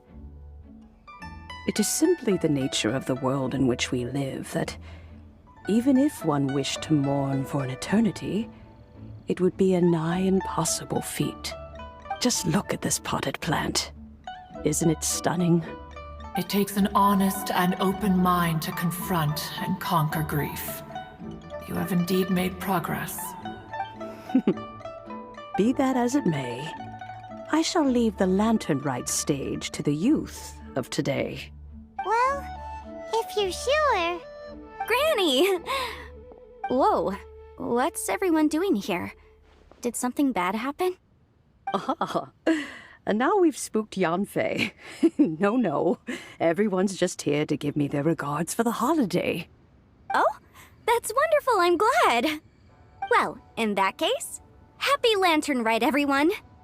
Happy Lantern Rite. Oh, I just remembered that I have some, work to do at Yuehai Pavilion that I need to discuss with Yanfei. I haven't been able to find a chance until now. I will leave Mr. Dvorak in your capable hands. Cloud Retainer, Ping, we will be off for now. Huh? Does it have to be right now? Which case is this again? Hey, Ganyu! It seems Ganyu still has much to learn when it comes to the art of deception. What a pity. She has learned nothing of one's ability to carry a conversation. Since it's been so long, Cloud Retainer, why don't you stay? I'll make a cup of tea and we can chat a while. Gladly. This was one's intention as well. When you next see the Fontaine musician, please give him my regards. I'd like to wish him the very best with the concert. You got it, Madam Ping. Thank you all. I think you've listened to enough of my nattering for one day. As for that melody, I will play it for you all another time. Goodness knows I need to practice it first. Wow, that'd be great! We'll look forward to it. When that time comes, wherever her spirit may be among the countless grains of sand and specks of dust between the harbor and the mountains, perhaps she will look at the Liyue of today and steal a smile when she sees the prosperous land that it has become. Mr. Dvorak! Ah, and Kuching's here too! Thanks for helping set all of this up. Welcome back. Did everything go well? Really, really well. We found the person Mr. Dvorak was looking for. Are you serious? I see. So the melody my ancestor heard was an adeptus remembering her late friend? That certainly explains why it was such a powerful and poignant tune. Huh. That's a really interesting first reaction. Guess that comes with having a musical mind. I have to say, though, it's hard to believe that the fairy from the tale is now an elderly granny. Oh, Paimon knows exactly what you mean. Normally, Adepti don't age at all. But Streetward Rambler, or Madam Ping as we know her, probably only became old because it's what she wanted for herself. Madam Ping possesses vast knowledge and great wisdom. Whatever physical form she may decide to take, her mind and wits are as sharp as they come. Yep, Kuching summed it up perfectly. That's exactly what Paimon was trying to say. I think... yes. I must thank her in person. That can wait until after the concert, though. For now, I need to devote all my emotional energy to the performance. Ah, speaking of, Madam Ping wishes you all the best with the music festival. Paimon has a sneaking suspicion that she'll stay in her usual spot, but listen to the performances from afar. Wait, are you serious? Oh no, now I'm starting to get nervous. Okay, alright. Nope, another rehearsal is in order. Please excuse me, everyone. Mr. Dvorak? He's already gone. Paimon wasn't even finished telling him everything. Before we set off on our search with Ganyu, he asked us about what music means to people. After our recent adventure, Paimon thinks we have a lot more to say about that now. Please, share your insights with me. Well, we found out that music can be used for good, but also for bad. It can make people happy and moved, but it can also be sad and bittersweet. And music is like a kind of memory written in people's hearts. It can put you in touch with feelings from a totally different time and place. It sounds like you had an eventful trip. Don't worry, I'm sure Ganyu will fill me in on all the details shortly. Wait, does that mean you're gonna carry on working? Just a few things to wrap up. All the groundwork is done. As long as everyone enjoys the festival activities, all our efforts are worthwhile. Happy Lantern Rite to you as well. Whew. That should be everything taken care of, right? Oh, no, wait. Paimon feels like she's forgetting something. What was it? Oh, it feels like it was a while ago. Shoot! Latent... Wait, no. Anyway, fancy bamboo shoots! Zhangli said he wasn't in a hurry, so if we went now, there's probably still time, right? Anyway, even if we don't make it, it's not our fault. He could have totally picked them by himself. Ugh. Anyway, let's go check with him at Wangsheng Funeral Parlor.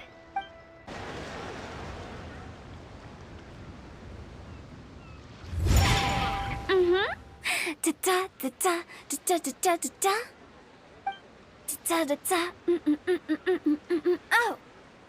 Alright, let's take a break here.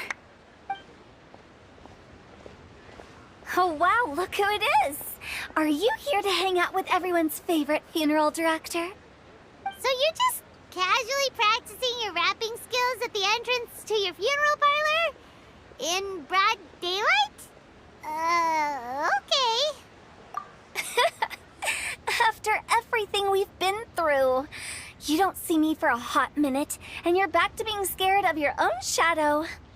We have all this open space, a clear view of the mountains behind and the sea in front. Not to mention we have several invisible audience members enthusiastically cheering us on. It's the perfect spot to rehearse. Invisible audience members? Gotta say, it took me a few days to get used to Director Who's way of talking. Xinyan was pretty spooked too when she first got here. Just like when she sees a frog, but a giant frog with sharp teeth. Come on, knock it off.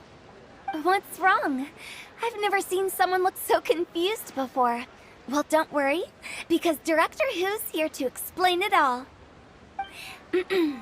There once was a Fontaine musician who went around town on a mission. He came door to door for his iridescence tour, looking for acts to audition. With my words, Xinyan's chords, and Yunjin as our mentor, we'll take the stage by storm with flames roaring and the whole audience calling for more. For sure! The whole dance floor will be yelling encore! Encore! Oh, now Paimon's rhyming along. But when you say flames roaring, are you sure this'll be safe? No, don't you worry about that. I'm pretty experienced on the stage, and I've already informed the Yuhong of all the pyrotechnics we're planning on using. Huh. Guess we'll just have to trust Xinyan on this one. Oh, Zhongli.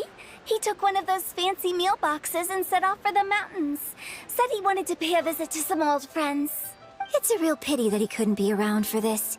As well as being a true connoisseur of traditional art forms, he's able to appreciate Xinyan's performances too. Yeah, that's right. Matter of fact, he was the one who first invited me to perform here. To tell the truth, though, I never thought I'd really find myself rehearsing here one day. Well, now you know. The Wangsheng Funeral Parlor is a great location. All of you are always welcome to come and hang out here, especially if you're in the mood to try something new. I can speak to that. Hu Tao is always full of fun surprises. And jump scares. Actually, Xinyan, I have some lyric ideas for your part. Do you want to go through them together? Oh, sure thing. I'm all ears. Oh, Traveler and Paimon, I believe Zhongli was heading to Mount Hulao, so make sure you're hiking up the right hill. When you see Zhongli, please pass on this message to him. It's up to him whether he wants to support us at the performance tonight, but I expect him to make time for the upcoming banquet we're planning. No excuses. You should join us too. It'll be a riot. If there's one thing I've learned from being a funeral director, it's how to throw a party. Paimon sees them! It's illuminated deer! And illuminated bird number 2! A familiar face. Have you come from Liyue Harbor? How is the city nowadays? Everything's great! But you know, if you're so curious, you can always go and check it out for yourself! In fact, Mooncarver has been taking many walks on Mount Tianheng in recent times. I believe the sights of the city are quite familiar to him. Zhongli! Here you are! We've brought the bamboo shoots you wanted. Impeccable timing.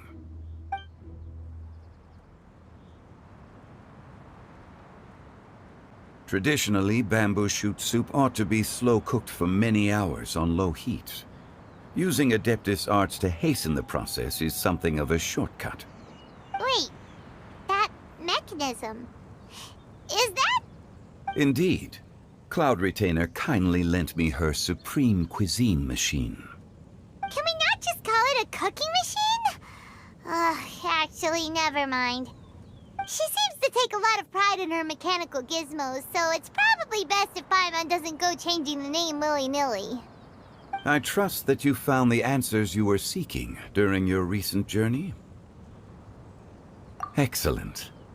The past should be remembered, but not overly dwelt upon. Our journey should be seen as a means to take on more from the world around us. When the bamboo shoot soup is ready, I must insist that you try some for yourself. Oh, Zhongli! Huta told us to tell you something. She said, it's up to him whether he wants to support us at the performance tonight, but I expect him to make time for the upcoming banquet we're planning. No excuses! When she says performance, she must mean the Lantern Rite Music Festival. As for the banquet, she didn't tell us anything more about that, but she invited us to come as well. As you can see, I have a prior engagement with 2 Adepti friends of mine tonight. Please, give Director Hu my best wishes for the performance. As for the banquet, since the Director insists, far be it from a mere consultant like myself to refuse. Yay! Then we'll see you there? Absolutely. Rex Lapis, the bamboo shoot soup is ready. Thank you. I will examine it right away. The appearance is exquisite, and the aroma rich and intense. The craftsmanship of this machine is commendable indeed. Since you came all this way, you should not leave empty-handed. Please, take some soup. It tastes most exquisite while still warm.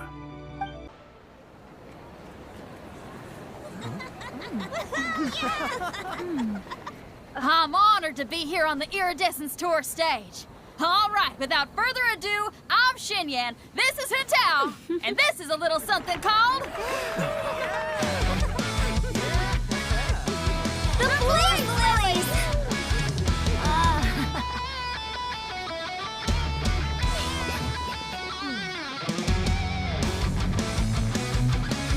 I'm up here blazing trails through the midnight sky, lighting up the world below. And when the crowds all hear my voice, they'll meet the spirit of rock and roll. Let's go! Hey, you butterfly, you too buzzing by, guiding your way to the afterlife, opening the path without a fright. Oh, I'll light the fire, watch it blaze across the universe. I'll spit my rhymes, watch you set, or you'll get burned. Hey, woo!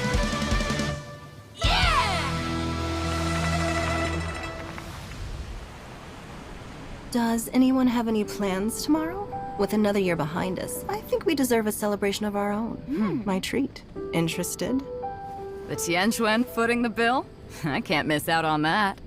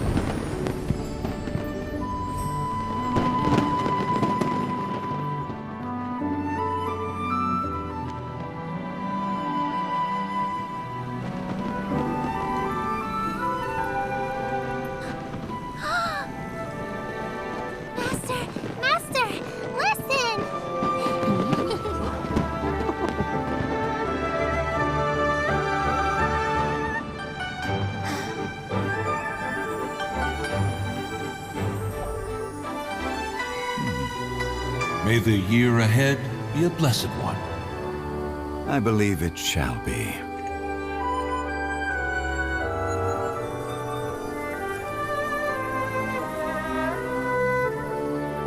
Master, the Xiao Lanterns, Elementary. One shall fashion for you a Xiao Lantern the likes of which the world has never seen. And you must take it to Liyue Harbor to display its magnificence for all.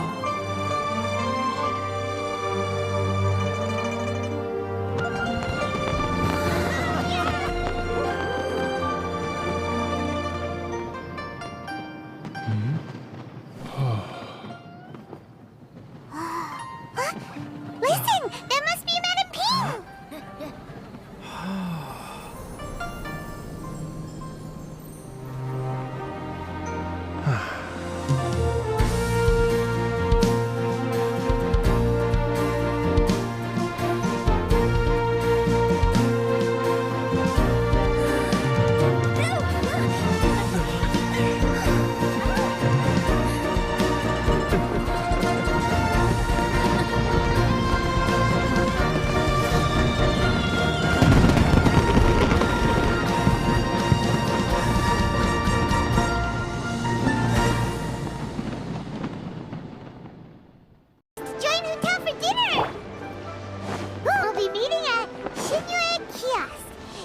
place with a really long wait list. As expected of the parlor director, always so generous. Come on, let's go! Oh, so that's how it is. Thanks for the suggestions, Mr. Zhongli. I have them all noted down. I've long heard that your knowledge encompasses all things old and new, Mr. Zhongli, but I never knew that you were well versed in the art of cooking, too. It is truly an honor to make your acquaintance. No need for formalities. I too feel humbled to be in the company of such talented young people. There are many things I could learn from you.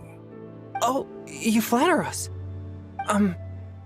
If it's possible, may I trouble you to provide a few words of guidance for my practices in exorcism? Exorcism? I can't say I'm an expert in the field, but if you don't mind, we could start by discussing... Whoa, there's so many people here. All we knew was that Hu Tao invited Zhongli over. Paimon never thought we'd be meeting so many old friends. Happy Lantern Ride, everyone! Likewise. Please take a seat.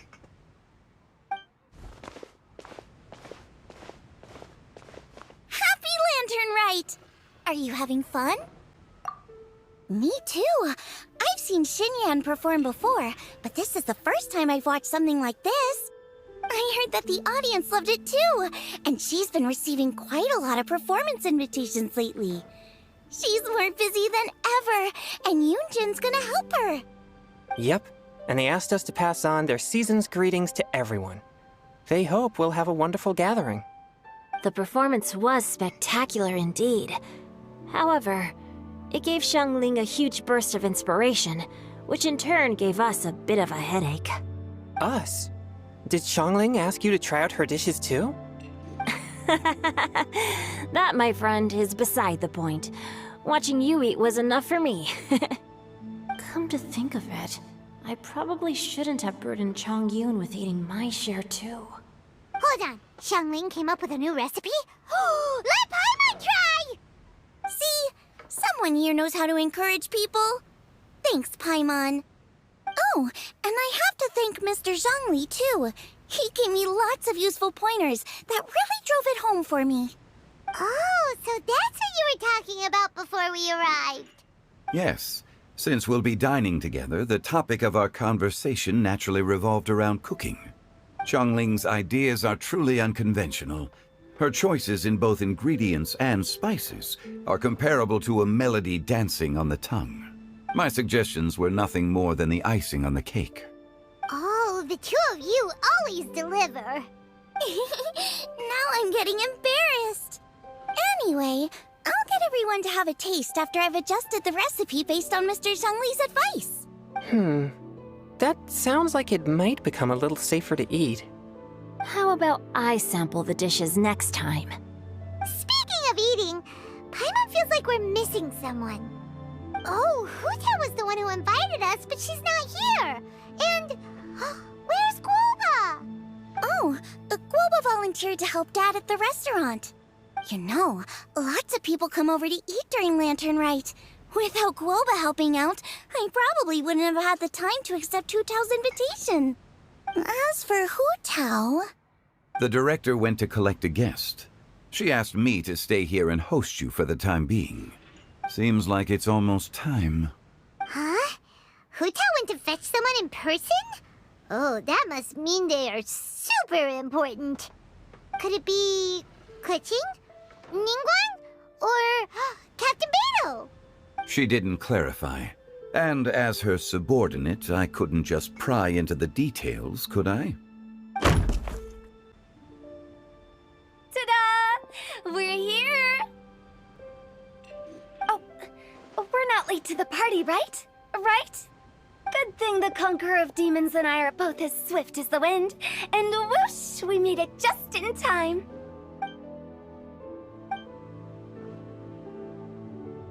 Oh. I see. So the important guest is the Conqueror of Demons. I've been looking forward to meeting you. The director didn't mention anything when she invited us. What a pleasant surprise. Gathered here with us tonight are not only young and accomplished individuals, but also the protector of Leo's peace, Adeptus Alatus. To convene here with all of you is indeed a great honor. It's almost lantern right. Yet you took all the trouble coming here. The director has a way of making it difficult to decline. Rex Lapis, may I ask what troubles you? The director asked me to buy sesame oil in preparation for the celebrations. Then why would you come all the way to Wangshu Inn? I had a pleasant chat with Chef Yenshao and received some spices from him. And, see? Here's some matsutake and a portion of ham.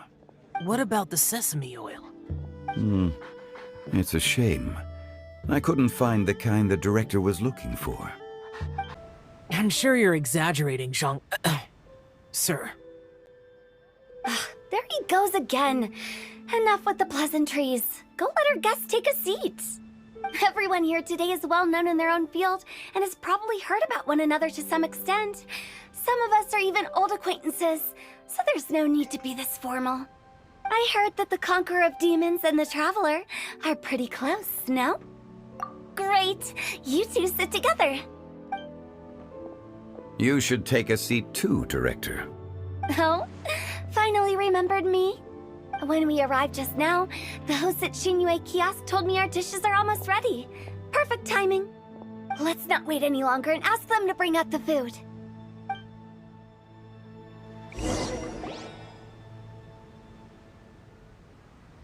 Paimon would have never guessed the person who Tao went to fetch was Xiao. Oh, that's also the first I've heard of the Traveler and Paimon being friends with the Conqueror of Demons. You know Xiao Chu? Knowing is a bit of an overstatement. I've always looked up to him. You might not know this, Paimon, but we exorcists have worked in close collaboration with the Conqueror of Demons for many generations, dispelling evil together, both in the open and from the shadows. Hard to imagine that thanks to Hu Tao, I've finally gotten the chance to meet him. Conqueror of Demons, I'm honored to make your acquaintance. Likewise. It is a great honor indeed to have a chance to meet the legendary Conqueror of Demons. Changyun has brought that name up quite a few times in the past. I remember you mentioning wanting him to understand the importance of exorcists. Ahem. We know each other too. He helped try my dishes during the Masterful Chef's cook-off. I didn't think we'd have the chance to meet again. Happy Lantern Rite. No anecdote, however, compares to meeting you in person. I'm Xingqiu, Shangling and Changyun's friend. The pleasure is all mine.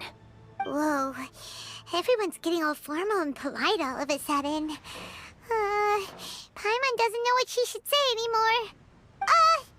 Adeptus Xiao, mighty conqueror of demons, please accept Paimon's greetings too. Belated Happy Lantern Rite. Paimon tried very hard to look for a fancy word, okay? Don't be too harsh on Paimon! There's no need to be so polite.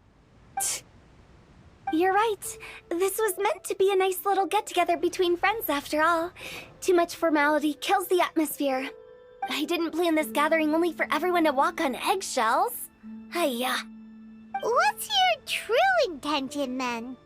A little get-together between friends, sipping the finest tea and watching lanterns float into the sky, bidding farewell to the past, and embracing the present with joy. And that is something our consultant would say. I think it deserves a standing ovation. Indeed. Exceptional acting skills, Director. As for me, I'm just here to have fun and treat everyone to something good. We all worked really hard this year, whether traveling or guiding, cooking, helping with the family business, exorcising evil spirits, or conquering demons. And of course, our consultant, who's been helping out at the parlor every now and then. Everyone has done some pretty amazing things. As the one who brought everyone together, it goes without saying that I'm the one most deserving of praise. Huh? Sounds kind of self-important, but Paimon thinks it's pretty amazing that she managed to talk Xiao into coming. He rarely ever enters Liyue Harbor after all. It wasn't as complicated as you think. Okay, gotcha. Thanks, boss lady.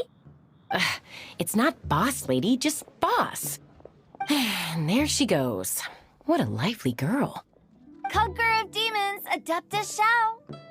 Guardian of Wangshu Inn, hero of Dihua Marsh. I know you're there. Quiet. Do not disturb the peace. Sorry, but you wouldn't show up if I didn't yell your name, would you? I know you. You're the 77th director of Wangsheng Funeral Parlor. Is there something you need? That does sound like one of Hu Tao's antics. Did the Conqueror of Demons agree to come so that Hu Tao would stop pestering him? There might be other reasons. Smart guess. Huh? There's more to it? It gets pretty boring from here on.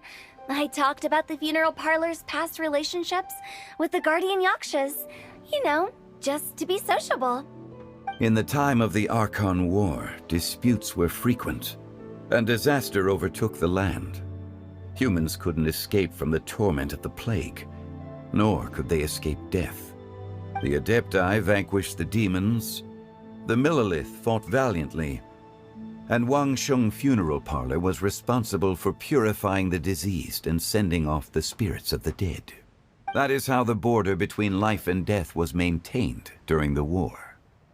And it effectively prevented further incidents from happening. That's right. 1 point for the consultant. But despite our deep-rooted connection, it still took me quite a while to actually convince him. You know him pretty well, huh? This matter is out of my control, so I need to be cautious. True, but I've kept that in mind too. That's why everyone here today is in one way or another acquainted with elemental power. Besides, it'll only be for a short while as we dine together. There won't be any lasting consequences. But I didn't expect there to be so many people. There's no need to worry, Conqueror of Demons. We're not feeling anything unusual so far. Our young exorcist over here is protected by his pure yang energy, so he's probably the most resilient. That's not the same. And did you just toss your carrots into my bowl? Hey, don't look away! Huh? What? I'm siding with Chongyun. I saw that too. You're lucky Guoba isn't here today. He hates seeing people being picky with their food. If he'd seen that, he'd definitely make you eat all your carrots. Huh? Guoba would do that? Is he that uncompromising? But now that I think of it, Xiangling told me that Guoba used to be the stove god.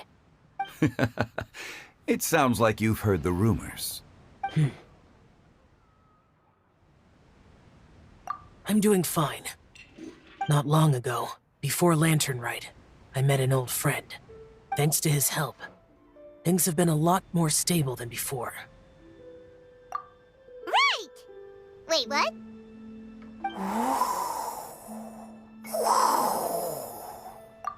Seeds of story, brought by the wind. And cultivated by time. Did Paimon just unconsciously complete that saying? That voice. Could it be? If I'm not mistaken, there's someone knocking at the door.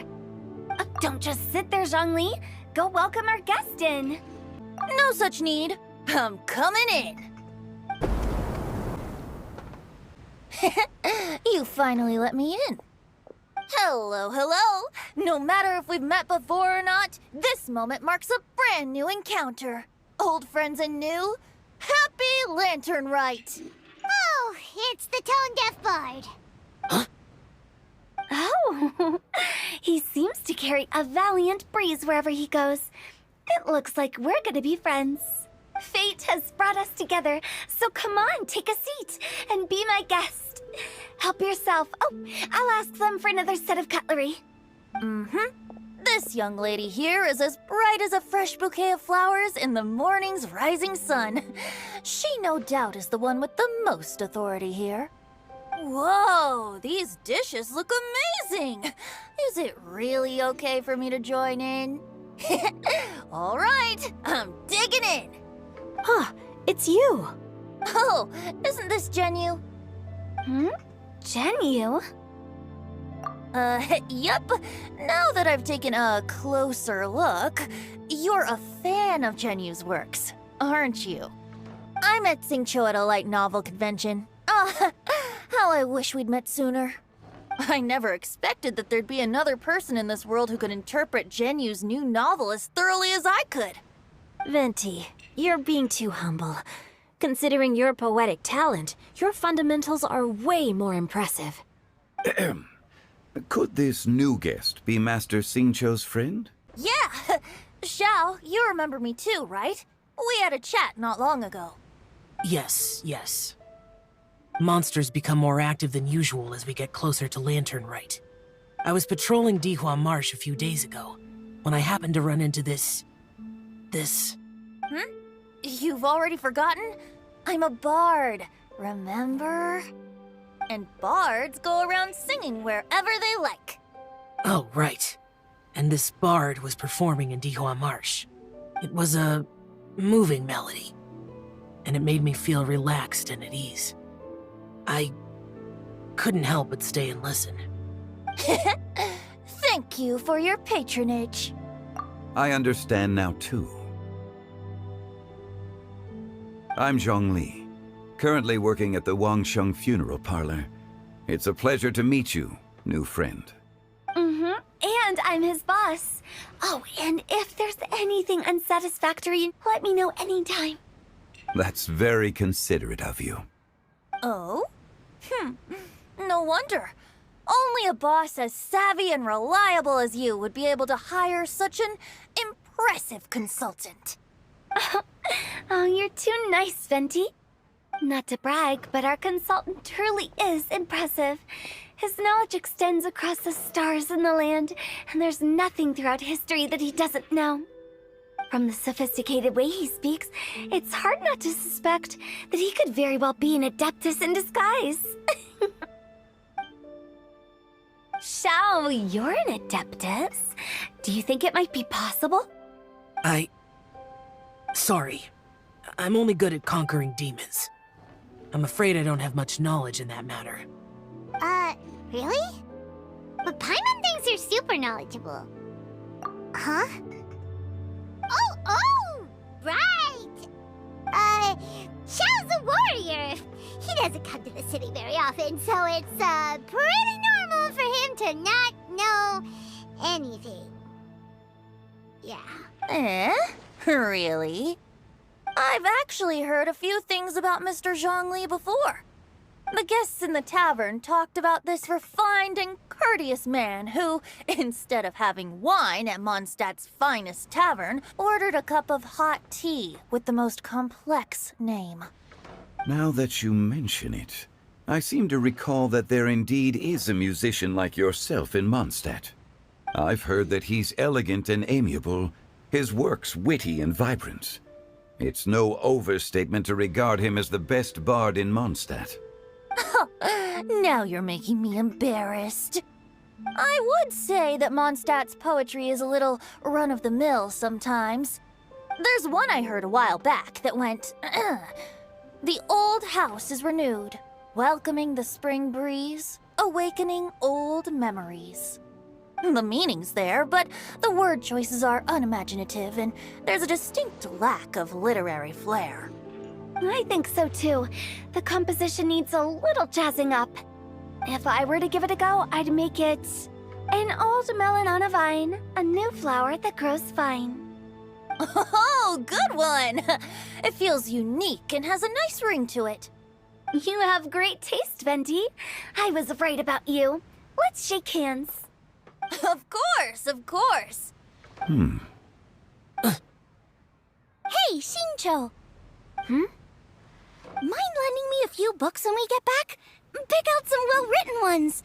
I don't know if it's my own lack of literary knowledge, but I couldn't tell the difference between those two. I don't think it's your fault. Changyun's right. It's not our fault. Oh, you have a point. But speaking of, why is the tone-deaf bard here? Are you here to take part in Lantern Rite too? I heard that Liyue will be hosting a Lantern Rite music festival this year. As a musician myself, how could I possibly resist the temptation to come take a look? Or listen. Getting to know other musical styles is essential to sparking inspiration, don't you think? As for the Fontaine friend who hosted the festival, I saw him near Stone Gate the other day. The Iridescence tour has finally been held successfully for once, so I had to congratulate him. Don't think anything of it. By the way, I was watching as you entered Shinyue Kiosk, but no one seemed to notice me. Should I say that it's because I'm an expert in hiding, or that a certain someone deliberately ignored the sound of the wind? Whenever Lantern Rite comes around, Liyue Harbor becomes bustling with activity. People are all busy watching the lanterns and strolling around the shops, and they might just go travel somewhere on a whim. It is rather difficult to predict another's whereabouts. The festival is in full swing and proceeding smoothly, and we're all gathered here with friends, new and old. This is no doubt a wonderful occasion worth celebrating. To come together with all of you at the beginning of the year, one can't help but be filled with joy. In a moment like this, I propose we raise a glass together. In my case, tea in lieu of wine. Very well said, Mr. Zhongli. That was exactly what I wanted to say. Now I'm getting a little self-conscious. I didn't cause you too much trouble barging in like that, did I? We usually drink wine during occasions like this over in Mondstadt, but since Mr. Zhongli insists on drinking tea, I'll give a toast with tea too. Everyone, thanks for the treat. You're welcome. As the host of this gathering, I hope everyone enjoys the food and drinks. May this year be better than the last. Considering that everyone may have other matters to attend to later, sticking to tea seems like a good idea. All of a sudden, they started proposing toasts. Should we? What's with the urgency? Sure. Have you two finished eating? It's always nice to have a breath of fresh air after a meal. Helps with digestion. Paimon will come too. Yeah? Okay then. Don't forget to come back.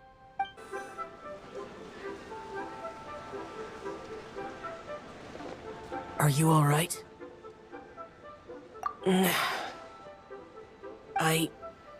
It's hard to describe. It's not that. There were those among the Adepti who loved gatherings and idle chit-chat. Sometimes they would call up a few others for a drink. Even I got dragged along to their gatherings many times. The Adepti all have their specialties, making most of them proud and arrogant. Everything they say is straight from the heart. It never gets too complicated. But this time... No. I didn't mean that. So you know his true identity. I'll get straight to the point then. The Animo Archon is a free spirit, and his temperament is as carefree as the music he plays on the flute. It's easy for a god like him to live in harmony with humans, and that's something I might never be able to do. That does sound like something you would say. No matter. I know my circumstances. Whenever I think of the ordinary conversations I've had with you, it feels strangely novel. Yes, the parlor director went out of her way with the invitation, so it was difficult to turn her down. I had made mental preparations before agreeing to come. She told me that all the guests today would be acquainted with elemental power, and I knew that you would be here.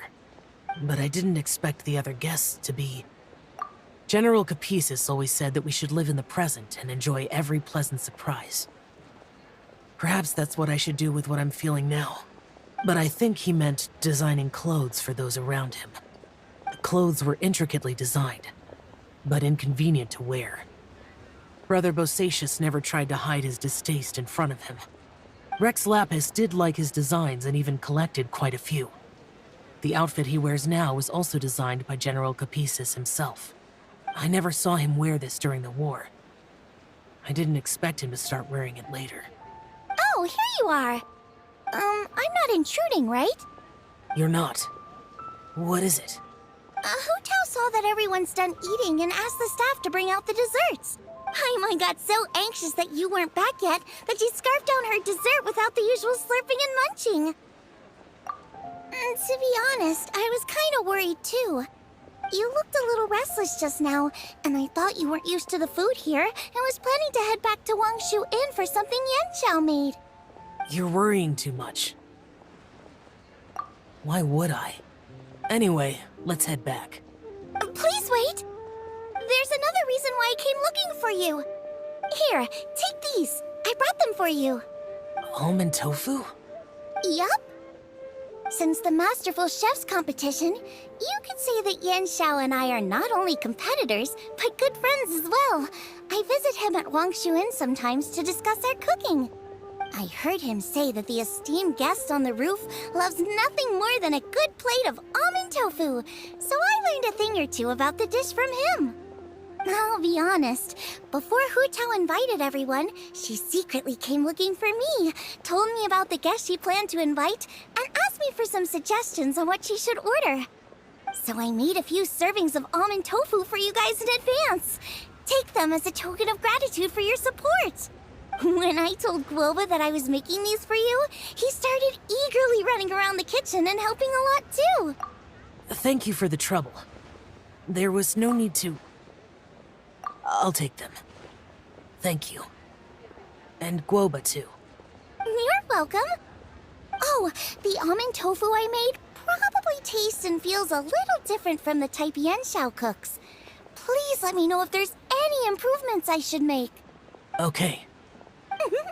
That's all. Alrighty, we should head back now. We can't keep Paimon waiting.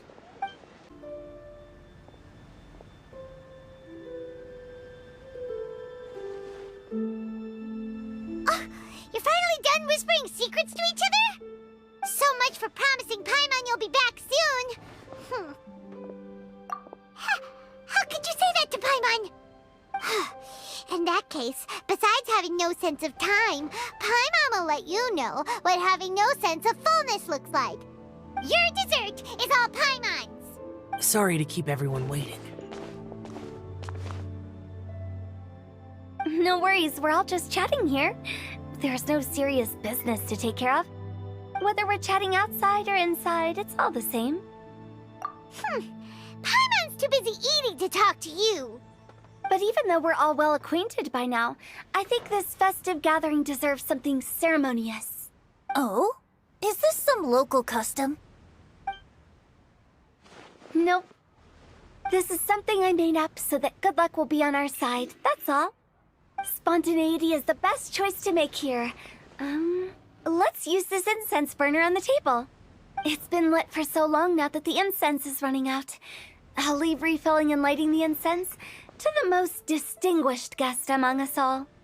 Lighting the incense will signify continuous growth and prosperity in all our endeavors in the new year. I see. Perfect symbolism, as expected of Hu Tao. And speaking of the most distinguished guest here today, I'm sure we all agree that it's Mr. Zhongli.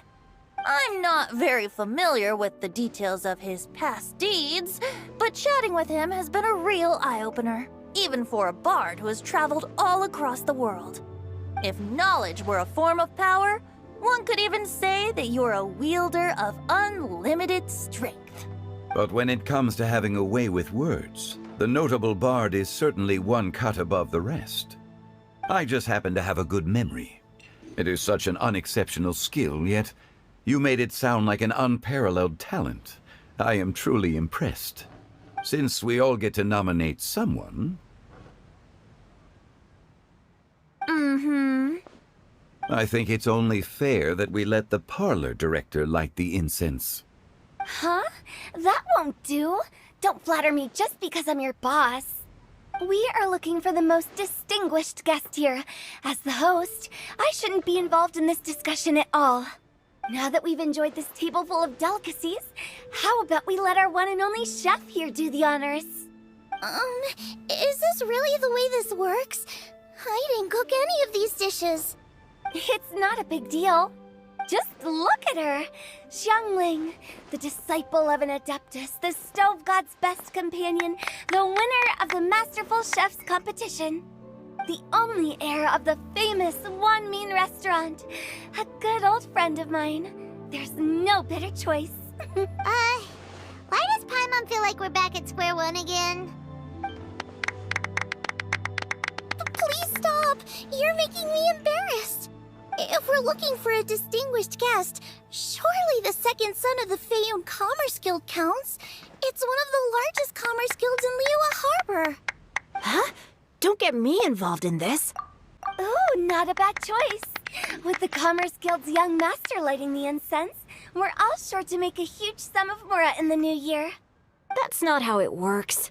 Making a fortune is indeed a fine wish, but it's of lesser importance than good health and happiness. Which means we should choose Chongyun, the skilled exorcist who keeps everyone's home safe from evil spirits. Huh? Now you're nominating me? I can't be the one when we have the Conqueror of Demons right here. Adeptus Xiao has the most seniority among everyone here today. We should... I refuse. I am most certainly not the most distinguished guest here. You should all be able to make the right judgment based on your observations. One person here is well acquainted with everyone else.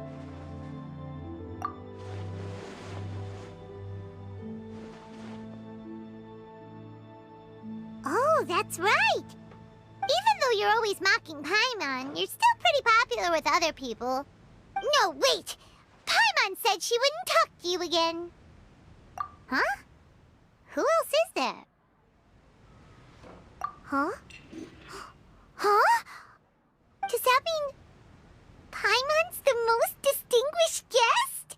Oh, well, that was unexpected! I agree. Paimon's just the one we need. Without a friend constantly by your side, a long journey would become dreadfully lonesome. But once you have someone there to brighten up the atmosphere, everything along the way will become lively and vibrant too. Ah. The traveler has traversed many nations and left behind a great deal of fascinating stories. But without Paimon, they would have become quite monotonous. Paimon plays an indispensable role in making your journey a happy and smooth one. You guys, Paimon's not used to being praised like that. Those were genuine compliments, right? Thank you. You made Paimon wait for a long time, but Paimon's not mad anymore. Don't take everything to heart, Paimon. Friends tease each other all the time. That is indeed true. That means Paimon is as important to the traveler as Guoba is to me. Looks like we've come to an agreement. Any objections before we proceed? I trust the traveler's judgment. Then Paimon it is. And now, the world's most excellent traveler's greatest companion, guide, and friend, Paimon, will be refilling and lighting the incense for us. Here you go. Take the match, and don't burn yourself. But if things go really wrong, here's the 2-for-1 coupon.